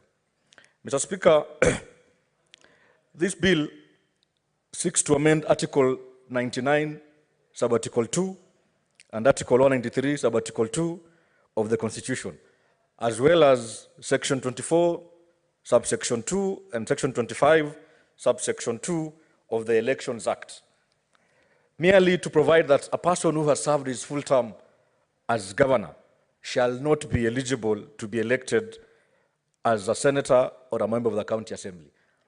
I want to imagine there's no serving governor who would want to seek election into the office of county assembly, but I know many, many of them who are currently serving their second term. And by 2027, they will have served their full term, Mr. Speaker, are desirous of running for Senate. Mr. Speaker, it is time, as a leadership of this great nation, we speak to the reality of accountability and holding various officers in government, in governance structure, accountable. Mr. Speaker, I shudder to imagine that a governor, and permit me, Mr. Speaker, what I'm about to say might fly in the face of principles of natural justice. But, Mr. Speaker, we have a governor from Isiolo County, Mr. Speaker. This governor has gone rogue, for lack of a better word, Mr. Speaker. This same governor has refused, Mr. Speaker, to honor invitations and summons from about 2 committees that I sit. I shudder to imagine if this governor serves his full term as governor and perhaps finds it fit to seek election as a senator in this honorable house, Mr. Speaker, if he is not able to submit to the oversight process as it is as a governor, what can he do when he gets to this Senate as a senator, Mr. Speaker? Mr. Speaker, we must be truly accountable to our people, Mr. Speaker. Mr. Speaker, those who will come on this floor and perhaps attempt to oppose this particular amendment bill, Mr. Speaker, will tell you one thing, Mr. Speaker, and I'm thinking ahead of them, Mr. Speaker. They'll come before you waving the Constitution on your face and cite Article 38, Sub-Article 3, Mr. Speaker, and cite Article 27, Mr. Speaker, that speaks about fundamental freedoms, fundamental rights on political freedom and choices, Mr. Speaker. Mr. Speaker, that is a conversation as a country we should not be prepared to have for now, Mr. Speaker. I understand. I am a lawyer by profession. I understand the Constitution very well, Mr. Speaker, and I know many opponents would think this attempt by Senator Chimera to try and bar governors from coming to Senate automatically is unconstitutional, Mr. Speaker. However, Mr. Speaker, I plead with them to read that same article, Mr. Speaker, Article 38.3, Mr. Speaker. And for the benefit of doubt, perhaps I can read it for them just to stress on what that article says, Mr. Speaker. It says that every adult citizen has the right, without unreasonable restrictions, to be, number 1, registered as a voter, number 2, to vote by secret ballot in any election or referendum, and lastly, Mr. Speaker, to be a candidate for public office or office within a political party of which the citizen is a member, and, if elected, to hold office. Mr. Speaker, they will use this particular article in the Constitution as a carte blanche, Mr. Speaker, to advance the argument that this bill is not fit, Mr. Speaker. However, Mr. Speaker, the literal reading of this article, Mr. Speaker, has 2 words: without unreasonable restrictions, Mr. Speaker. then that therefore says and means that if you intend to push through such a bill, as I am doing now, Mr. Speaker, the only recourse you have is that that particular amendment bill must be excusable and justifiable in law, Mr. Speaker. Mr. Speaker,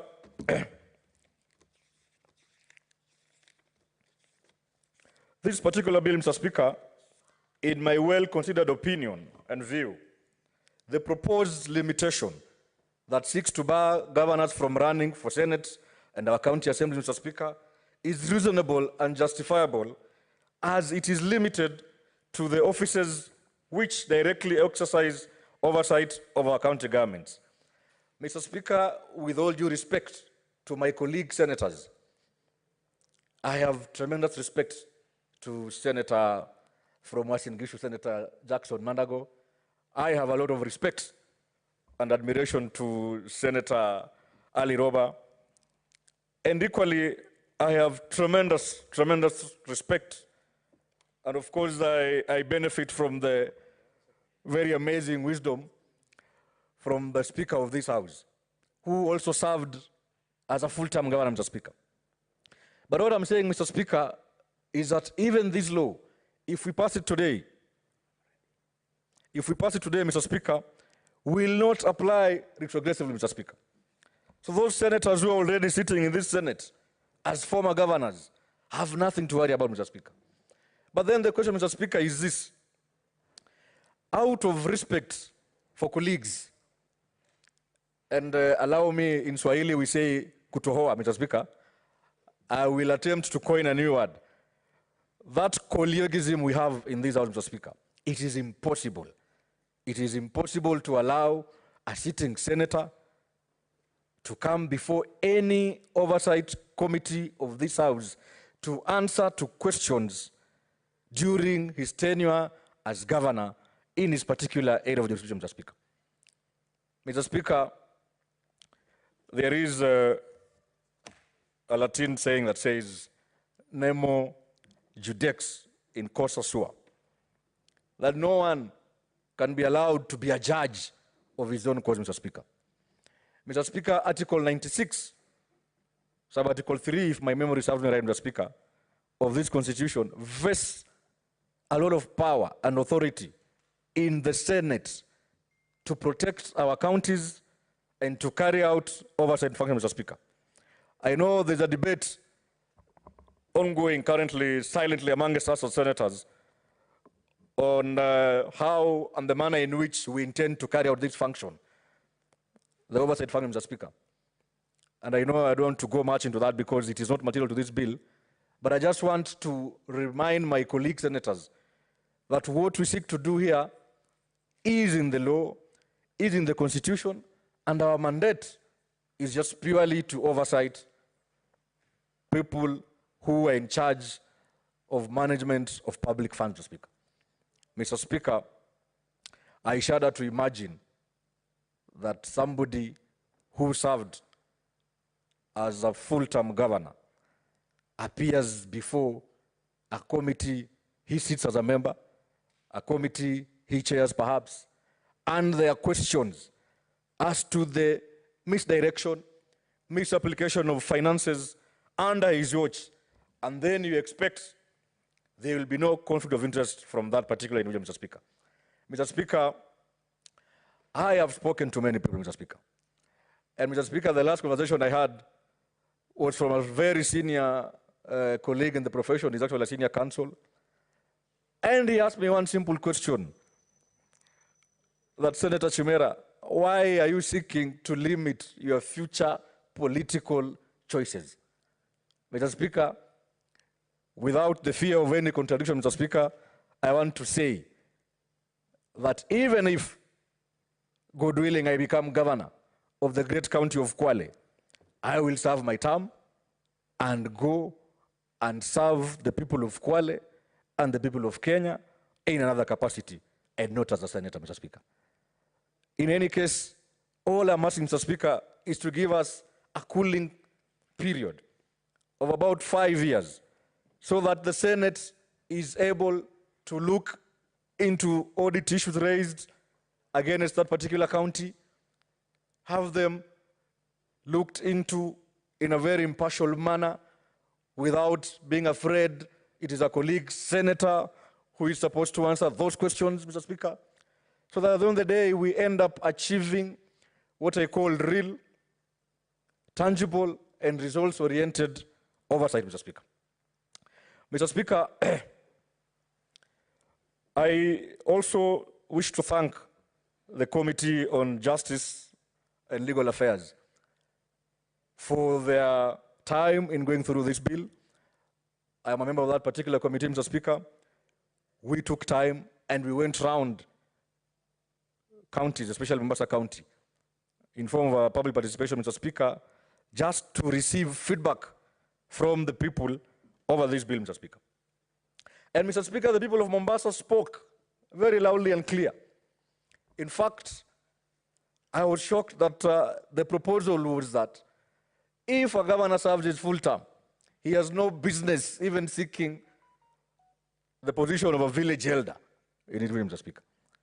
That speaks to the need as a country to have a very honest conversation on how best do we oversight our funds, Mr. Speaker. Mr. Speaker, I am doing this not out of witch hunt, not out of the fear to compete fairly with our colleagues who are serving as governors, Mr. Speaker, but out of the prosperity, Mr. Speaker, and the need to ensure there is proper accountability and transparency in the manner and which these funds that we have passed here today, last week, as a house, gets to the people of Kenya, Mr. Speaker. Mr. Speaker, with those many remarks, Mr. Speaker, I beg to move, and I will call upon Senator Boni Khalwale, the bullfighter from Kakamega, to second, Mr. Speaker. Senator Boni Khalwale.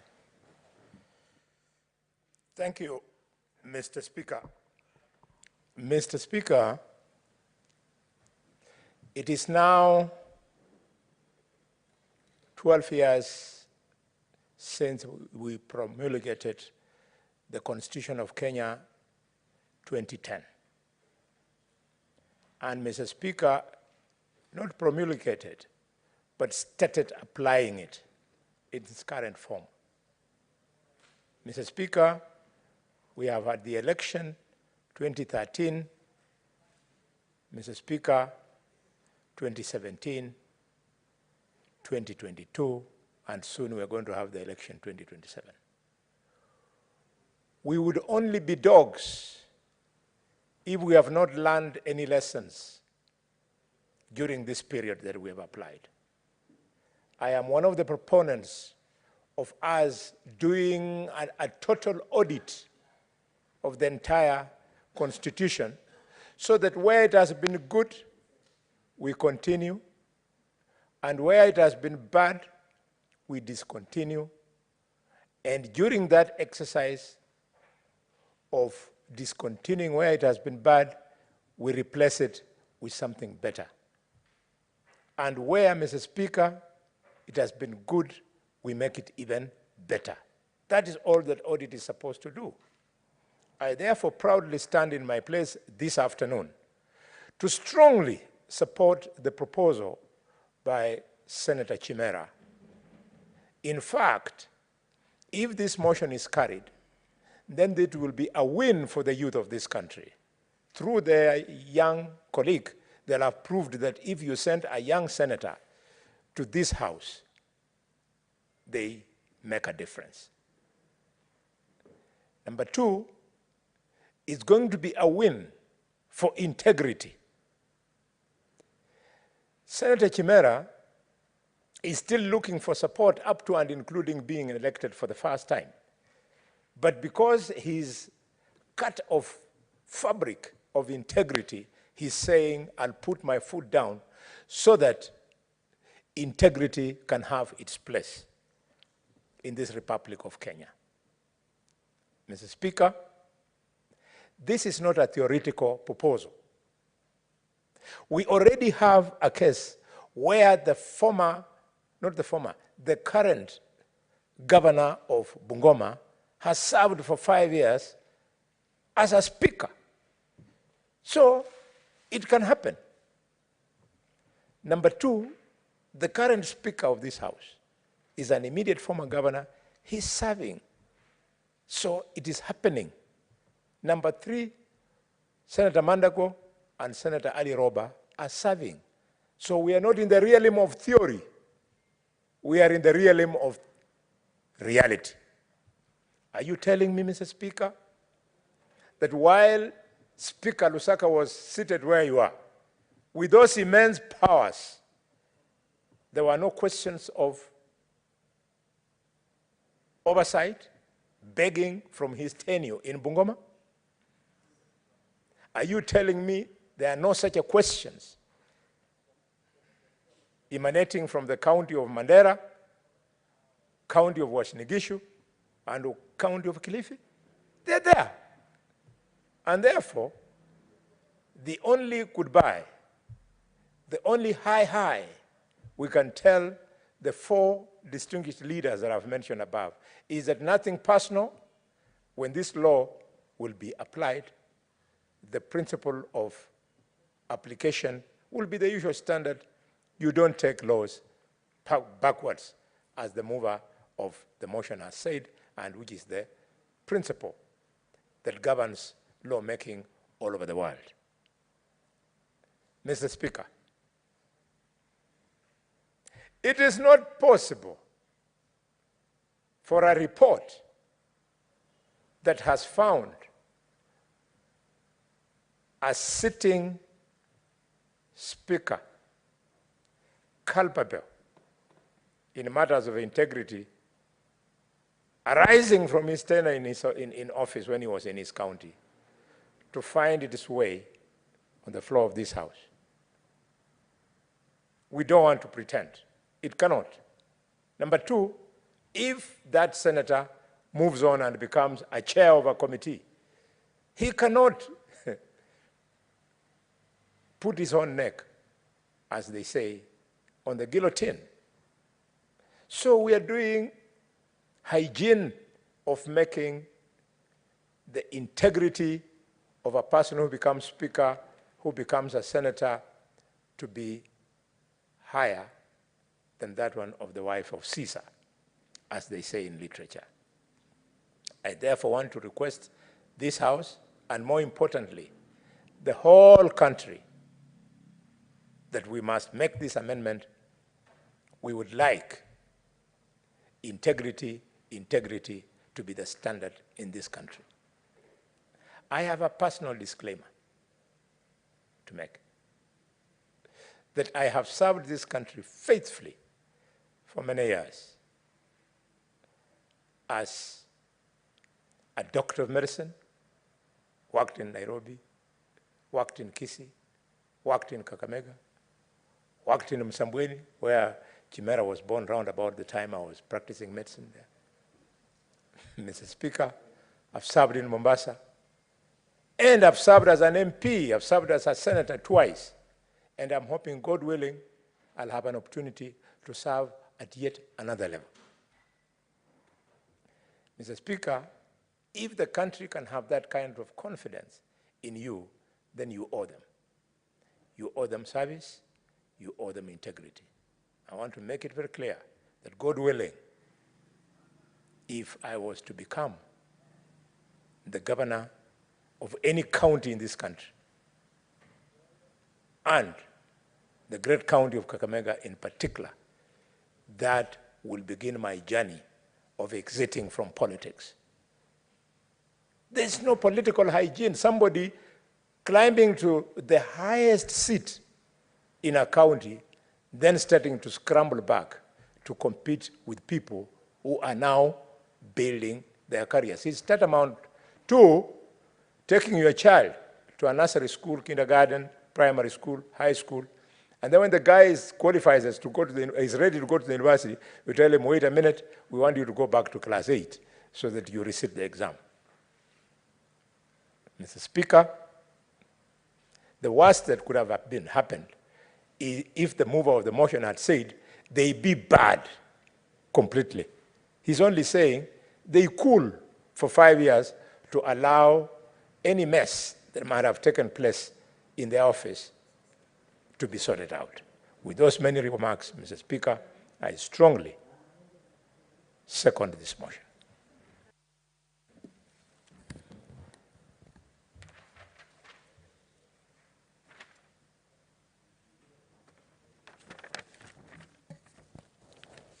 Honorable Senators, I now propose the question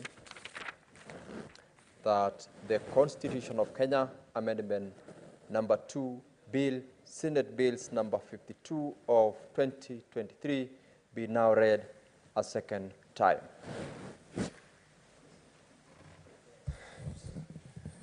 I will call upon the senators who have made their request to contribute to this bill. I'll start with Senator Samson Cherargei. Mr. Speaker, thank you very much. I know this being the last day before we go for a short working recess in county visits, I want to say this is a very interesting bill, but from the onset, Mr. Speaker, I want to oppose this bill, Mr. Speaker, on only two fronts. You know, under Article 38 on political freedoms and political rights, Mr. Speaker, I rise to oppose any way to limit unjustifiably anyone to run for any elective seat. The universal suffrage of democracy, Mr. Speaker, is very clear. If governors want to run for Senate, so be it. If senators want to run for governors, they want to run for members of National Assembly, MCAs, President, Deputy President, Mr. Speaker, they can run, Mr. Speaker.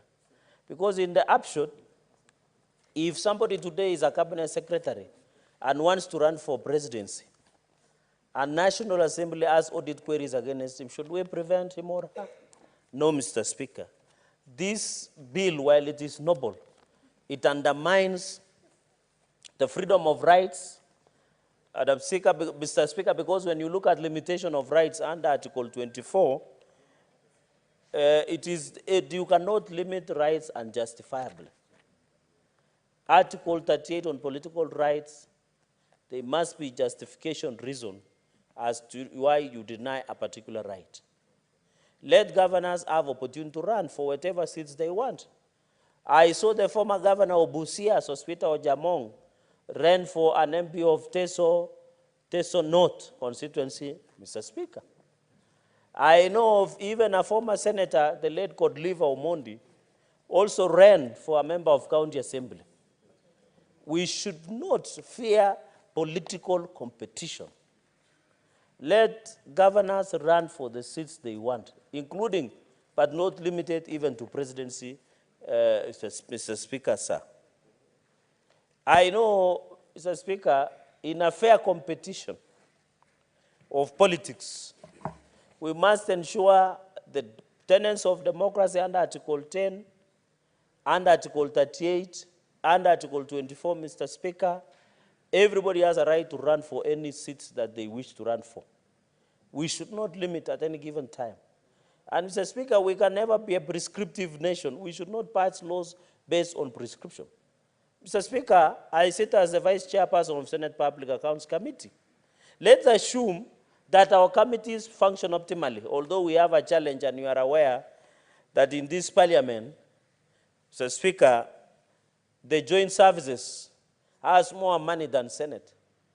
And in fact, I am informed, Mr. Speaker, that as we go for the working recess, committees don't have even a penny or a shilling to even visit even KICC to check on the status of KICC, or even visit the roundabout if it was after problem near Parliament. Because the joint services has single money, penny.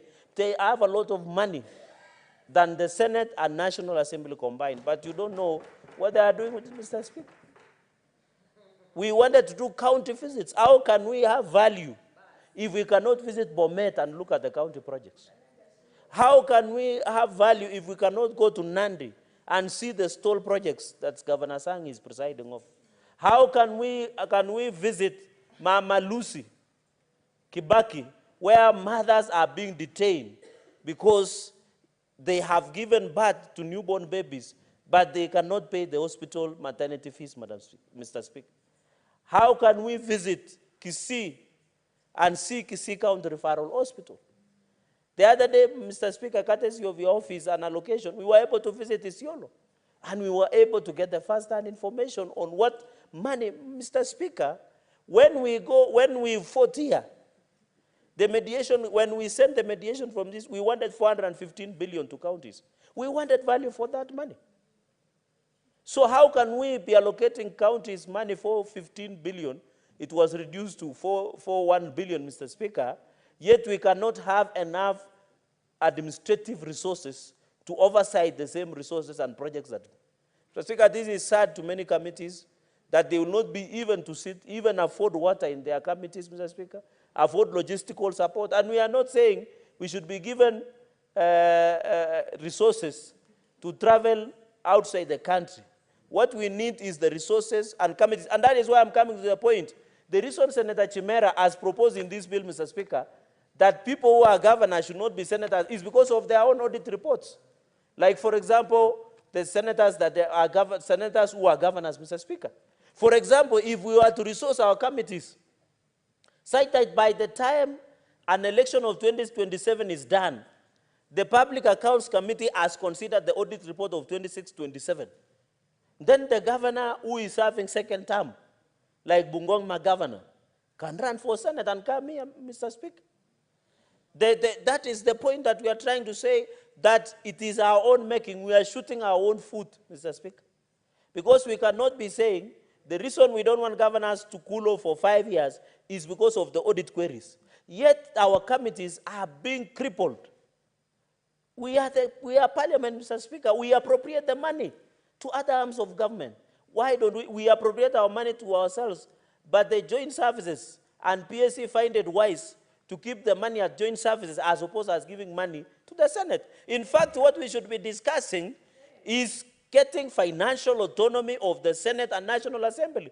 Let them be given their own money and decide what they want to do with their money. If Senate, we can't be all hostage because some joint services somewhere sits and decides they have more money, Mr. Speaker, and they can't even fix a lift. Lift it that you wait for 30 minutes, Mr. Speaker, to 24, Mr. Speaker. The reason we are treating the symptoms, not the disease, Mr. Speaker. Let the committees function optimally so that we are not running around with bills to stop people running because we don't want people to run for the seats. Let us fix and ensure our committees function optimally so that any governor, and the governor of Nakuru was a speaker. You can imagine if we are told the speaker, the current governor of Nakuru, not to be the senator or not to be the governor. Yet she was the speaker, she became a governor, she is now she became a governor, she was a senator here. And if she finishes 10 years, she can still come back and become the senator, Mr. Speaker. So we need to be careful on how we do the law, Mr. Speaker. If it is, in fact, I want to ask colleagues, let us make laws that you can use it on your worst enemy. Let us go and compete politically, not putting obstacles. We should not fear political competition. These seats we are elected, we are serving in trust on behalf of others. Even if you don't like somebody running against you because he's a governor for your seat, so Speaker, you should prepare yourself politically, because at the end of the day, we don't want to disfranchise voters. Because voters, when they want to go and vote, they should vote based on their belief that they want to elect Mr. Speaker. Number 3, Mr. Speaker, and finally, is the other aspects, because I know audit report, somebody will say, you know, an issue will arise in health department and that person was governor, or issue of audit, HR audit, or projects or prostators, Mr. Speaker. Government exists in perpetuity. Every government, both counties and national, they exist in perpetuity. Therefore, Mr. Speaker, we should allow governors to exist, the counties to exist, because they exist. Mr. Speaker, the reason we pass Assumption of Office Act is in handing notes, we hand over to the new governor assets and liabilities.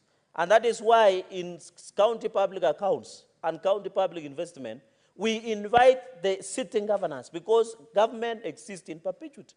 And we grill and ask them questions, not based on their time in office, but even on their predecessors' offices, Mr. Speaker.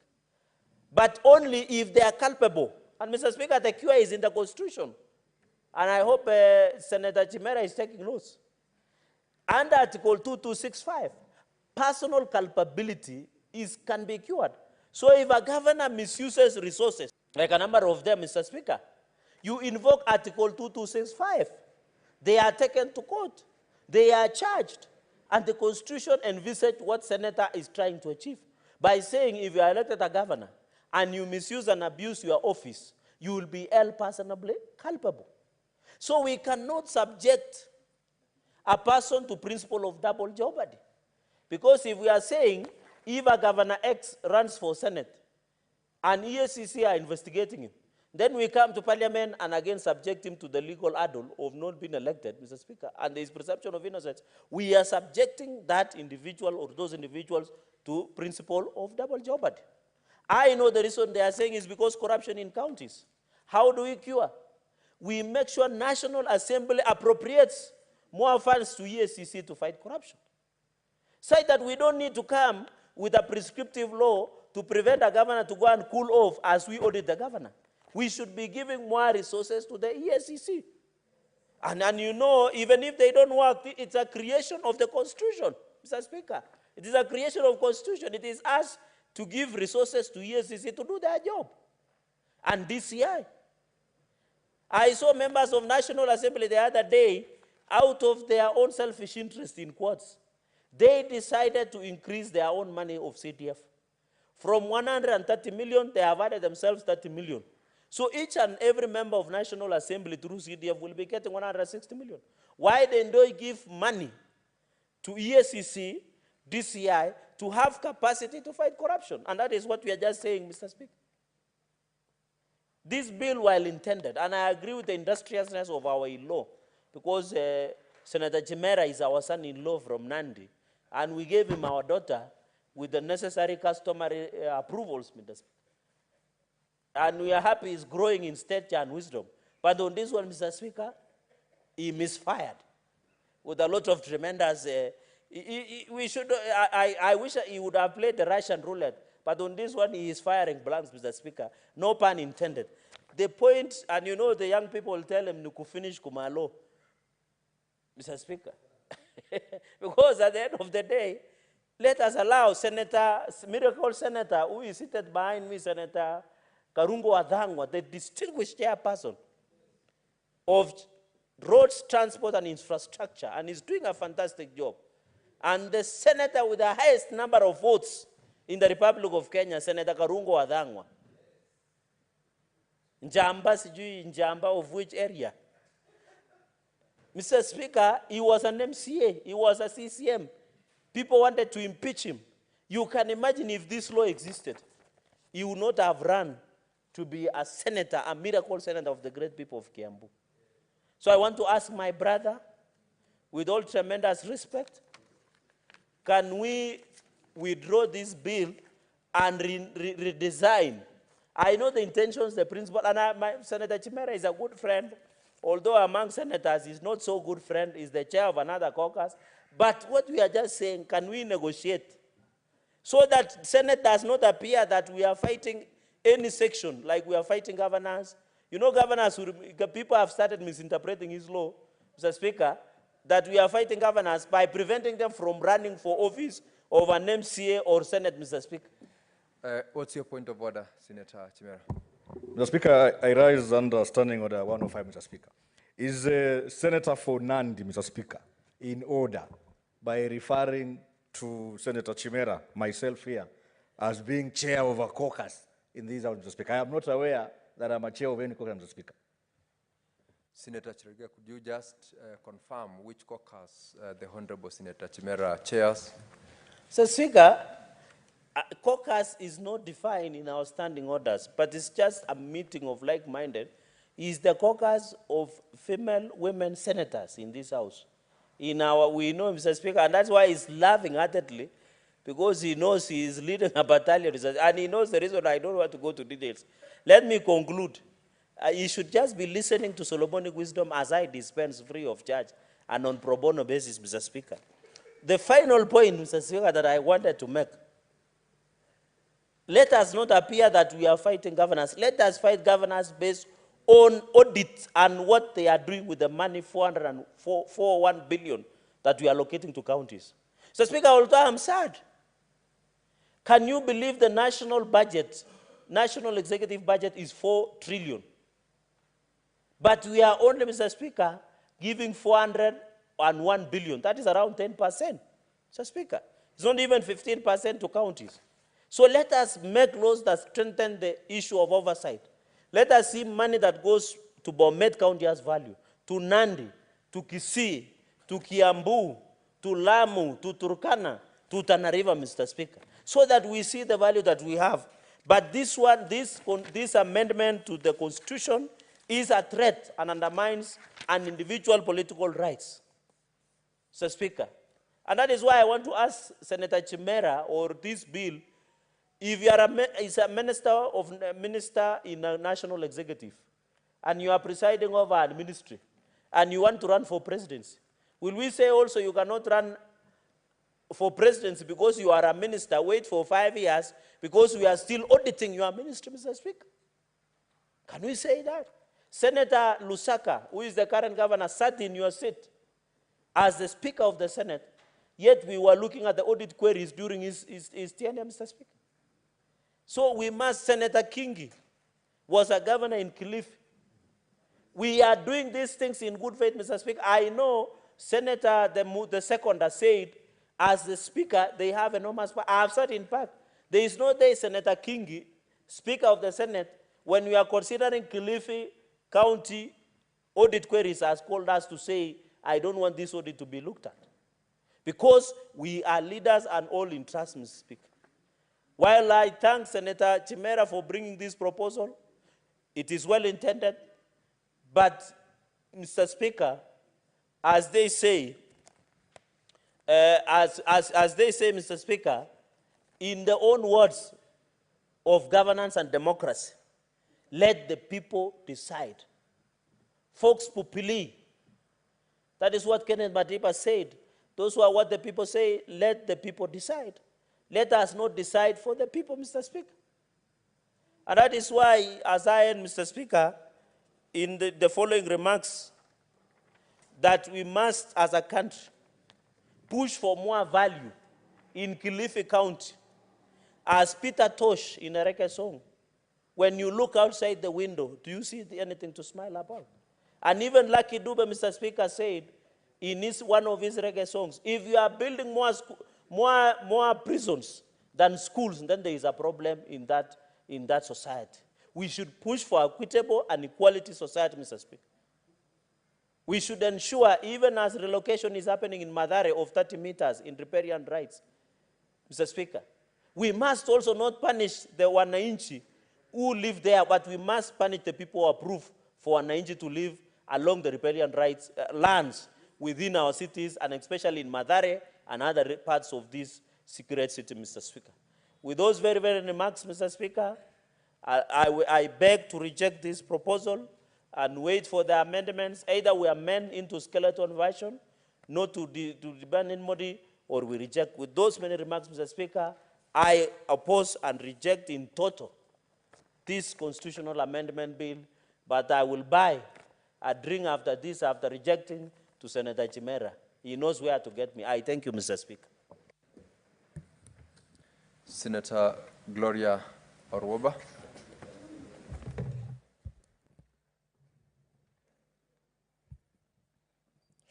Thank you, Mr. Speaker. I rise to strongly support this motion and this bill by Senator Chimera.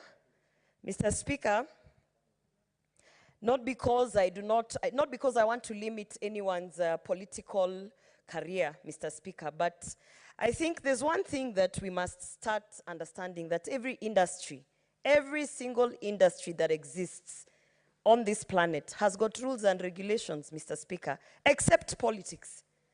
And what we are trying to do as a progressive country is to create rules and regulations so that politics can actually be a serious career, so that people can actually take politics as a career. When you grow up, you want to be a politician, Mr. Speaker. In that sense, then, Mr. Speaker, I wonder why any sane legislator who is aspiring to be a governor will oppose that after 2 terms of them being a governor, or even 1 term of them being a governor, the highest seat in the county, that they would oppose, that they do not want to actually bring themselves down to the Senate, Mr. Speaker. It is because, Mr. Speaker, when you listen to the arguments that Senator Cherargei are giving, they're very premature arguments, Mr. Speaker. When you say that, they cannot imagine that Governor Susan, from being a speaker, would have been limited to this and that. Mr. Speaker, we even have term limits. We have a presidential term limit. And that has nothing to do with opposing or limiting someone's political career. It's simply streamlining the industry in politics, Mr. Speaker. I have also heard people quoting our constitution, but they are forgetting to highlight that particular phrase that says unreasonable restriction, Mr. Speaker. Is it not reasonable that we say, because of the conflict of interest, we do not want you to serve as the judge and the jury? Sincerely, Mr. Speaker. We have had, even in this term, as I sit in this Senate, we have had former governors who somehow end up in committees that are playing oversight on their former administrations, Mr. Speaker. Obviously, there is conflict of interest with respect to the former governors who are in this house. Governor Ali Roba, who's now Senator, and Mandago, Mr. Speaker. Governor Ali Roba is the chair of the Finance Committee, Mr. Speaker. The number of oversight activities that we are doing from previous administrations in those county governments, that he has to sit and actually be a prefect of his former colleagues, Mr. Speaker, is already a conflict of interest. So, Mr. Speaker, the spirit of this bill has got nothing to do with limiting anyone's rights. The spirit of this bill has got everything to do with oversight and ensuring that those who intend to take up these offices as governors particularly understand that no, you're not going to be a governor and then come and sit in the Senate to cover up the corrupt dealings that your administration was involved in, Mr. Speaker. Mr. Speaker, in that sense, I also want to highlight that I have gone through the JLAC committee report on the same, Mr. Speaker, and I have seen that the Ethics and Anti-Corruption Commission has strongly supported this bill, Mr. Speaker. That is an indication that even they feel the pain in terms of how do they hold these people accountable, Mr. Speaker. You have a former governor in corrupt dealings who is now a senator and enjoying the privileges of this house, Mr. Speaker. Some of those privileges being that they get to influence the spirit of the oversight committees, Mr. Speaker. How does the Ethics and Anti-Corruption Commission then, operate and actually independently, without any coercion, deal with a situation like that, Mr. Speaker? It is difficult. Sometimes you put so much expectation in these independent bodies, but when you look at the arrangement of our politics, it is impossible to deal with corruption, Mr. Speaker. This being one of the reasons, Mr. Speaker. Mr. Speaker, back to Article 38, which many people want to quote and come back and say, oh, Article 38 of our Constitution, talks about political rights, what you can and cannot do, what you must not take away from me in terms of political rights, Mr. Speaker. We are not saying that we are stopping former governors from vying.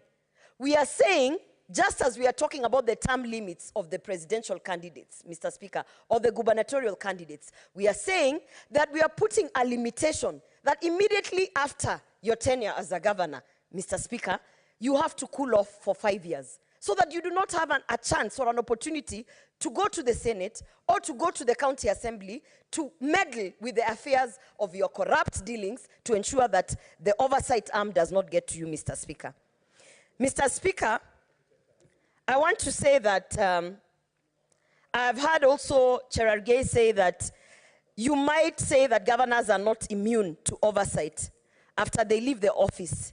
Yeah, Mr. Speaker. Yes, we understand they are not immune. We understand that you can actually actively investigate a former governor. You can go ahead and, through the processes of this oversight house, put the petitions, have the committees go in and look at the audits, Mr. Speaker. But what we are saying is that the presence of that particular individual during that time of the audit, during that time of the investigation, the presence of that individual in that house is obviously going to affect the outcome in one way or another, either through intimidation, influence, or whatever it is within the peer in one way or another. It is common sense that when anyone is being investigated, even in a public office, you are asked to step aside. And the reason they ask you to step aside is so that you do not meddle with the affairs of the investigation, Mr. Speaker. So because we do not want to get into a situation where we have senators sitting in the House who are former governors, who are being investigated by certain committees, we cannot legally ask them to actually step aside from the Senate because they're being interrogated. So we are trying to clean up that space to ensure that in the event that there's any misappropriation of funds or corrupt dealings from these former governors, that they do not actually participate in cleaning up their mess while in the Senate, and they do not participate in influencing the wheels of justice, Mr. Speaker. Mr. Speaker, this bill serves as a stopgap measure so that we do not have conflict of interest, Mr. Speaker. Because obviously, you anticipate, Mr. Speaker, that if there's an allegation that has been thrown to a governor who's sitting in the Senate at that time, Mr. Speaker, the human outright defense mechanism will be for that governor to try and see how to defend themselves, how to go out of their way to ensure that they are found innocent, Mr. Speaker, how to even talk to the colleagues who are here in Senate, to try to explain things in their personal view. We didn't use this money because of this, to try to influence and coerce the committee members within, who at that time, Mr. Speaker, are actually their peers, Mr. Speaker. So what we are trying to do is create a stopgap measure such that, because we know you are human, because we anticipate that you are actually going to try and influence the wheels of justice, Mr. Speaker. We are actually serving you with this opportunity of ensuring that you do not commit a further crime or commit a further sin in the eyes of the Lord. So we are putting you aside on those 5 years so that you can cool off in the event that you have any oversight that needs to be done in your government, Mr. Speaker, or your former administration. Mr. Speaker, I want to point out one thing that a lot of people do not see. And in that sense, let me just say that I know that the Office of the Attorney General and the Kenya Law Reforms Commission they have actually voiced their, let's say, not really supporting, but they are saying that this might conflict with the Constitution, Mr. Speaker. We are legislators. We amend laws. And Mr. Speaker, so many times, whatever is in the Constitution is even declared unconstitutional by people who go to court, Mr. Speaker. So what we are doing is nothing new, Mr. Speaker. In fact, even in this spirit of creating this 5-year cool-off for Senate, Mr. Speaker, for governors, Mr. Speaker, the argument from the Attorney General's office is that if you are going to carry out this kind of amendment to governors, it should not be specific only to governors. In fact, the way I understood the feedback from the Attorney General and the Kenya Law Reforms Commission is that they're saying, why should you stop the governor from only vying in the Senate? They're saying that, in fact, you should stop the governor from vying to the upper house, the Senate, but because also the National Assembly conducts oversight that somehow, to an extent, could touch the county government, that they should also not vie in the National Assembly, Mr. Speaker. So, in fact, in my understanding of what these two agencies have given feedback, is they are almost encouraging us to say that it should not be limited that a governor who has finished their term can not only serve in the Senate, but they should also be barred from serving in the National Assembly and the County Assembly for a period of 5 years, Mr. Speaker, because all these houses serve as oversight houses. So you cannot discriminate that particular limitation to just the Senate, Mr. Speaker. And I agree, 100% I agree. And then there was a question by Senator Cherargei that why are you only targeting governors? What about the presidents or the deputy presidents? You know, should they come out of their term and be allowed to go to the National Assembly? I say absolutely not, Mr. Speaker. In fact, thank you, Senator Chimera, for bringing this thing, because this thing now, the more we talk about it, the more you realize that it should not just target the governors, Mr. Speaker. It should actually be extended to the president, to the deputy president, because in real sense, the same, the basis of this bill, if it is to safeguard and act as a stopgap measure, then can you imagine a situation where you have a president or a deputy president deciding that, okay, my people from my constituency actually, they want me to go back and represent them as a constituency member of parliament, Mr. Speaker. What will that mean, Mr. Speaker, in terms of oversight? What will that mean in terms of conflict of interest in the event that that administration of that deputy president or that former president was actually engaged in misappropriation of funds to an extent that was touching on funds that were going to projects in the constituency or other county levels, Mr. Speaker? I say, let us not be discriminatory towards governors alone. This should apply because we are trying to clean up politics. It should apply to any political seat, Mr. Speaker, that actually poses a conflict of interest. And that the presidential seat is a political seat. The deputy president seat is a political seat. Do not assume that the deputy president will not go back to Madeira to vie as a member of parliament, Mr. Speaker. Because if they want, they can. As it is now, that is how our constitution is, Mr. Speaker. In that sense, if we are saying governors have to have a 5-year cool-off period, then the president should, the deputy president should, and it should not be limited to the Senate. It should be extended that they cannot vie in the Senate, and they cannot vie in the National Assembly, and they cannot go to the county assembly to become members of county assembly. And Mr. Speaker, dare I say, they cannot go and hold a speaker's seat, Mr. Speaker, because all these seats are political and they play oversight.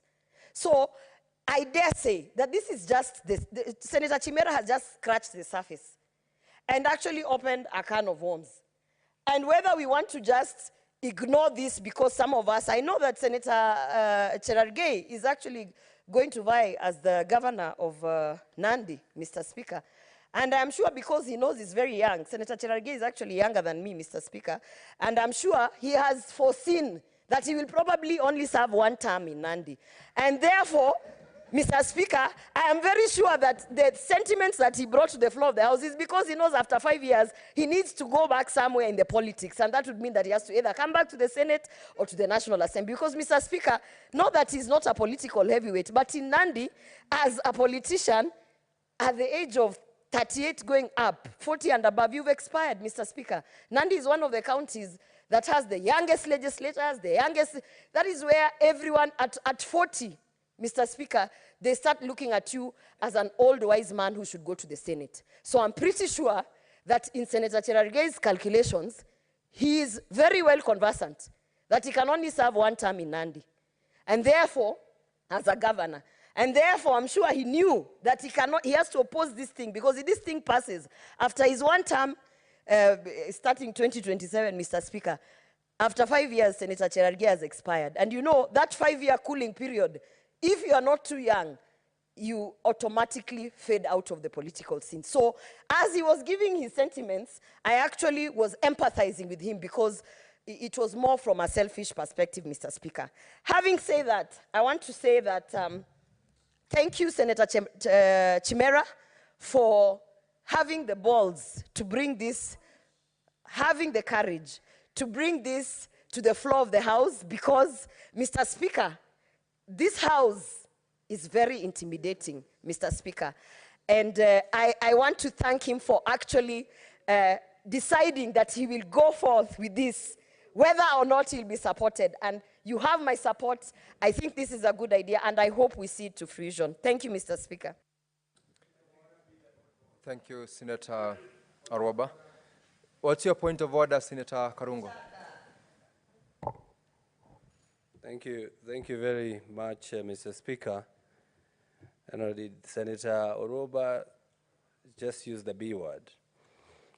You know, Mr. Speaker, I rise pursuant to Standing Order 110 that the debate of this important bill be adjourned till a later date, Mr. Speaker, because I believe once we have heard those who have contributed today, we have got the two sides of the coin, Mr. Speaker.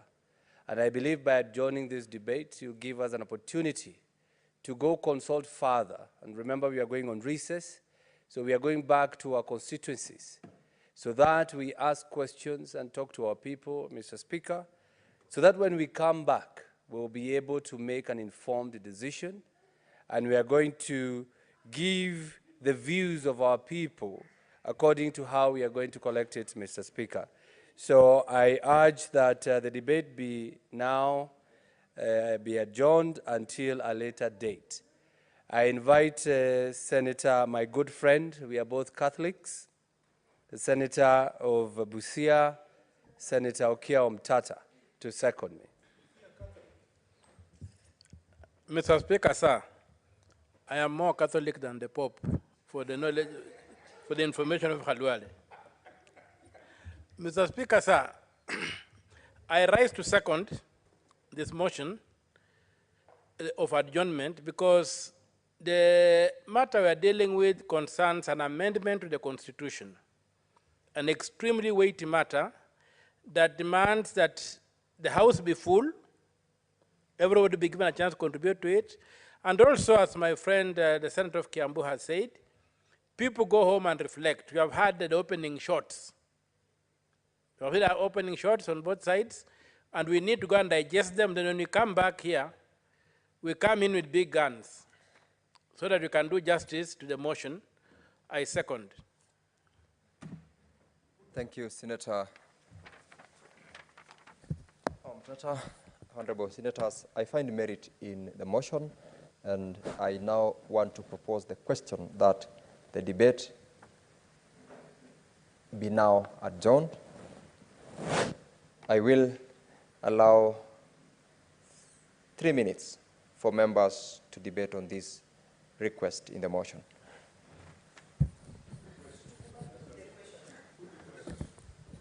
Very well. Honorable members, I now put the question that the debate on this particular bill be now adjourned. Will as many as of that opinion say aye? Aye. Will as many as of a contrary opinion say nay? The ayes have it.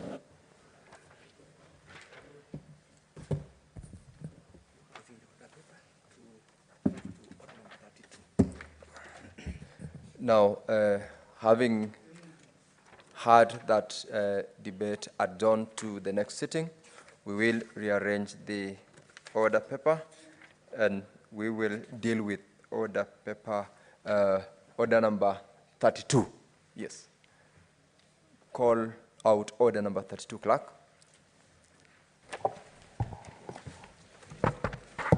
Order number 32, motion, adjournment of the Senate. Majority Whip, you're moving this motion? Yes, Mr. Speaker. Proceed. Thank you, Mr. Speaker. Mr. Speaker, sir, I rise to move the motion for adjournment of this Senate to a date other than next week. Mr. Speaker, I move that pursuant to Standing Order number 31.3, the Senate do adjourn until Tuesday, 25th June 2024.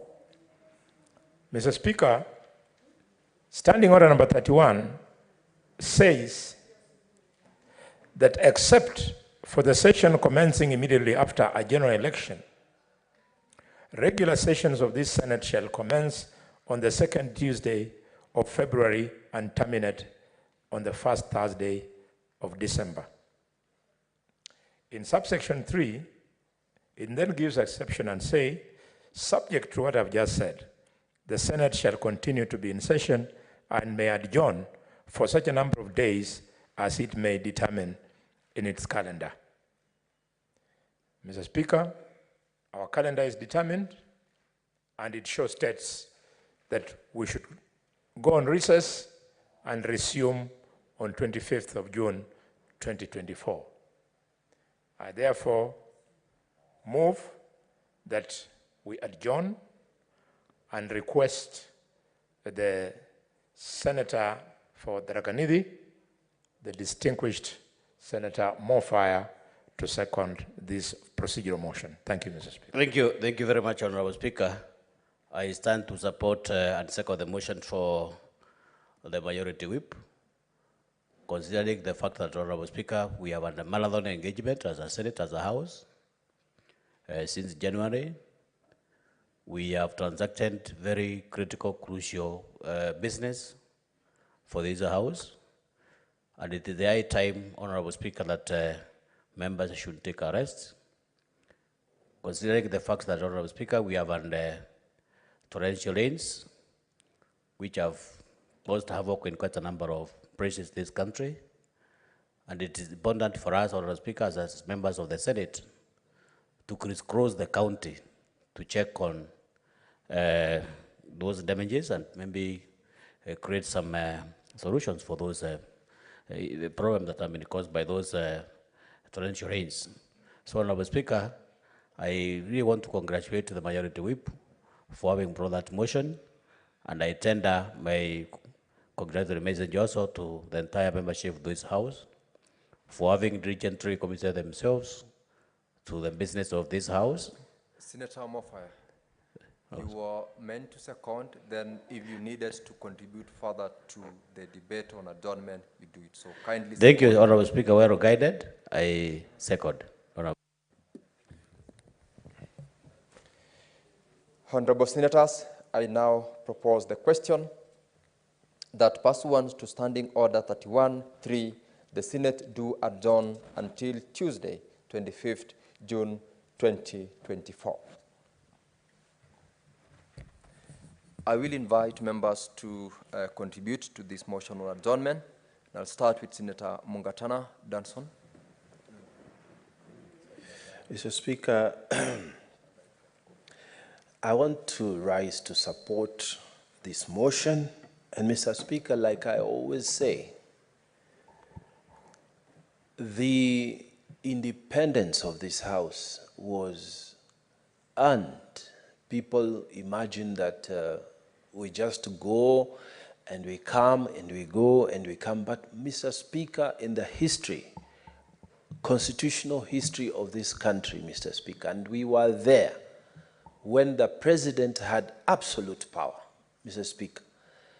If something is happening in this House that the president doesn't like, he had the prerogative to dissolve this House.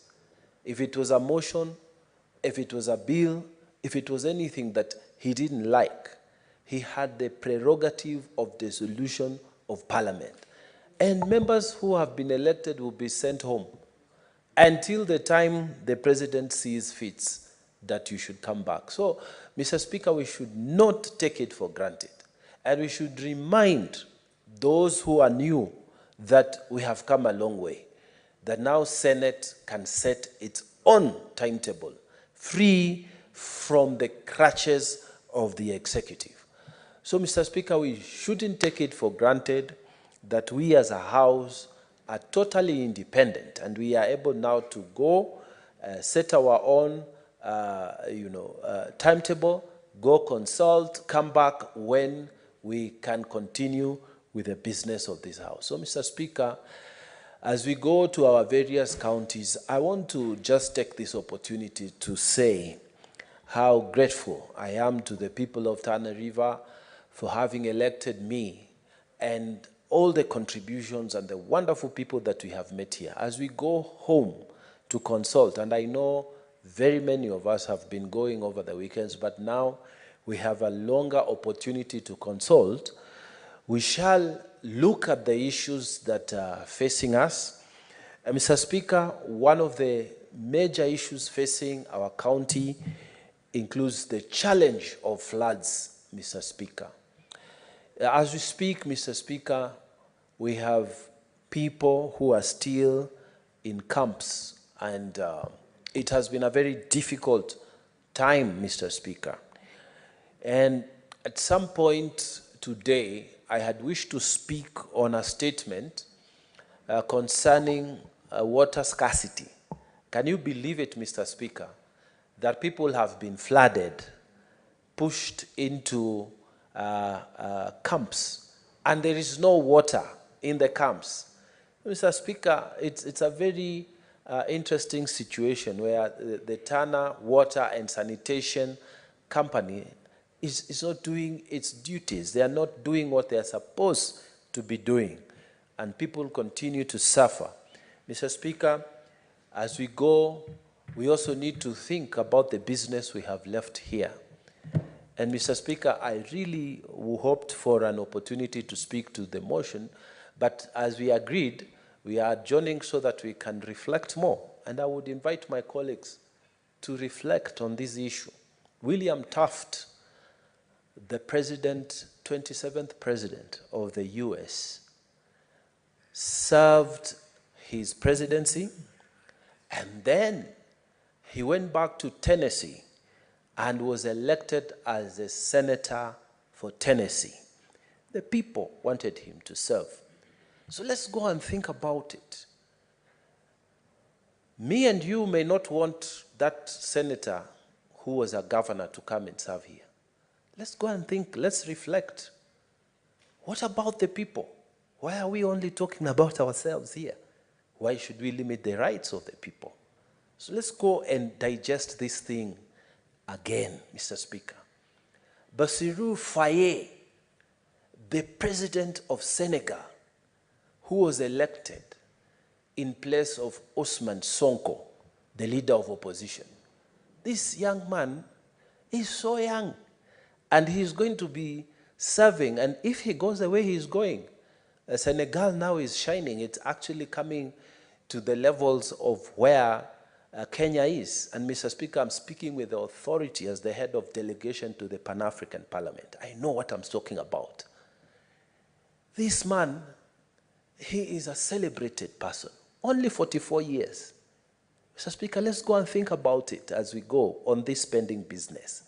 Can we say a governor who finished university, got elected, served his term, should not serve in the Senate if his people want, should not serve in the National Assembly if his people want?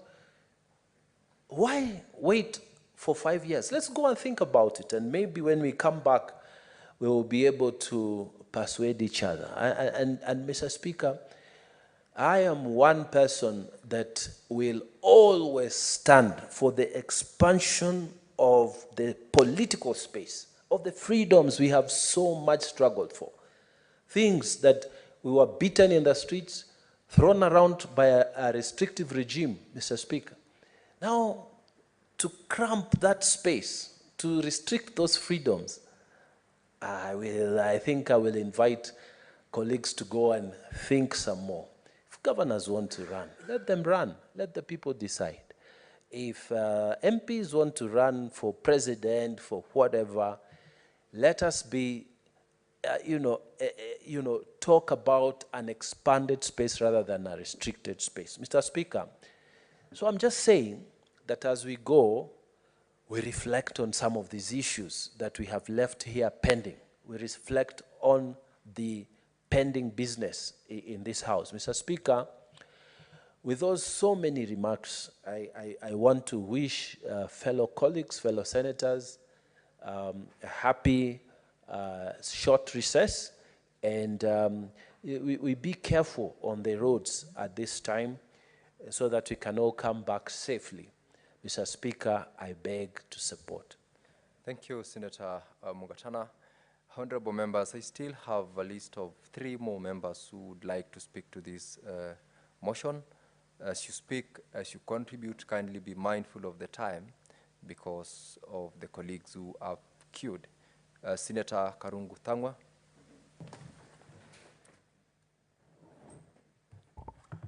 Thank you very much, Mr. Speaker. I wish also to support the motion of adjournment of the Senate for the honorable members of this honorable house to go and replenish, rest, be with their families, their constituents, and of course, we need to know that good work ethics requires good rest ethics, Mr. Speaker. And if you remember, I have a bill pending here of holidays, because I believe those who work extra hard require a day to reconnect with their families. Mr. Speaker, within this period that we are going to be on recess, despite calling it a break, it's actually not a break. It's a time to engage the public, to take stock of what is happening. We go to our villages, we talk to them. We go talk to our governors, because we need them to understand, Mr. Speaker, that devolution is dying from within. Because previously, we used to say the national government was killing devolution. But today, governors are killing devolution. And I can give you an example of Mombasa, Mr. Speaker. A governor giving a roadside declaration, executive orders, that you cannot sell a particular crop or a particular good in his county. They have no power to do that, Mr. Speaker.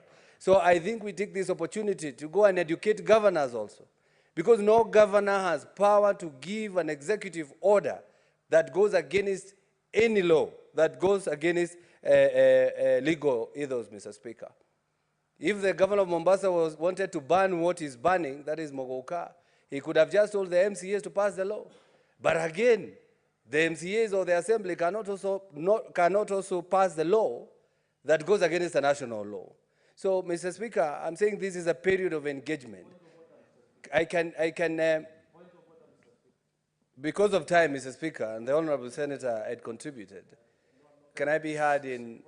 What's your point of order, Senator Mugata? Mr. Speaker, is the senator, did I hear the senator of Kiambu suggesting that a governor cannot ban, in particular the governors from the coast cannot ban, that the governors cannot take action to tame a habit that is killing a whole generation?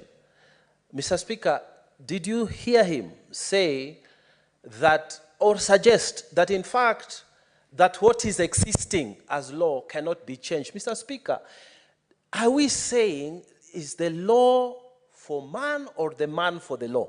Mr. Speaker, when we were fighting for independence, it was said, Mr. Speaker, that the Constitution put the white man at the top and the black man at the bottom.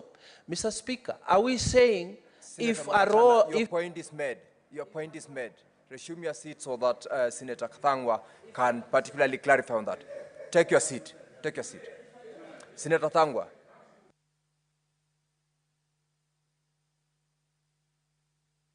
Give him the mic. Give Senator Karungu Thangwa the microphone. Thank you, Mr. Speaker. I think the Honorable Senator misunderstood what I said. Mr. Speaker, I said no governor can give a declaration that goes against the law. I did not even comment on the goods that he's making, because next time, Mr. Speaker, you hear a governor banning coconut in his county. You hear another governor banning ugali in his county. You will hear another governor banning mabuyu and korosho in their counties. What we are trying to say, Mr. Speaker, if you're banning anything, ban it within the law.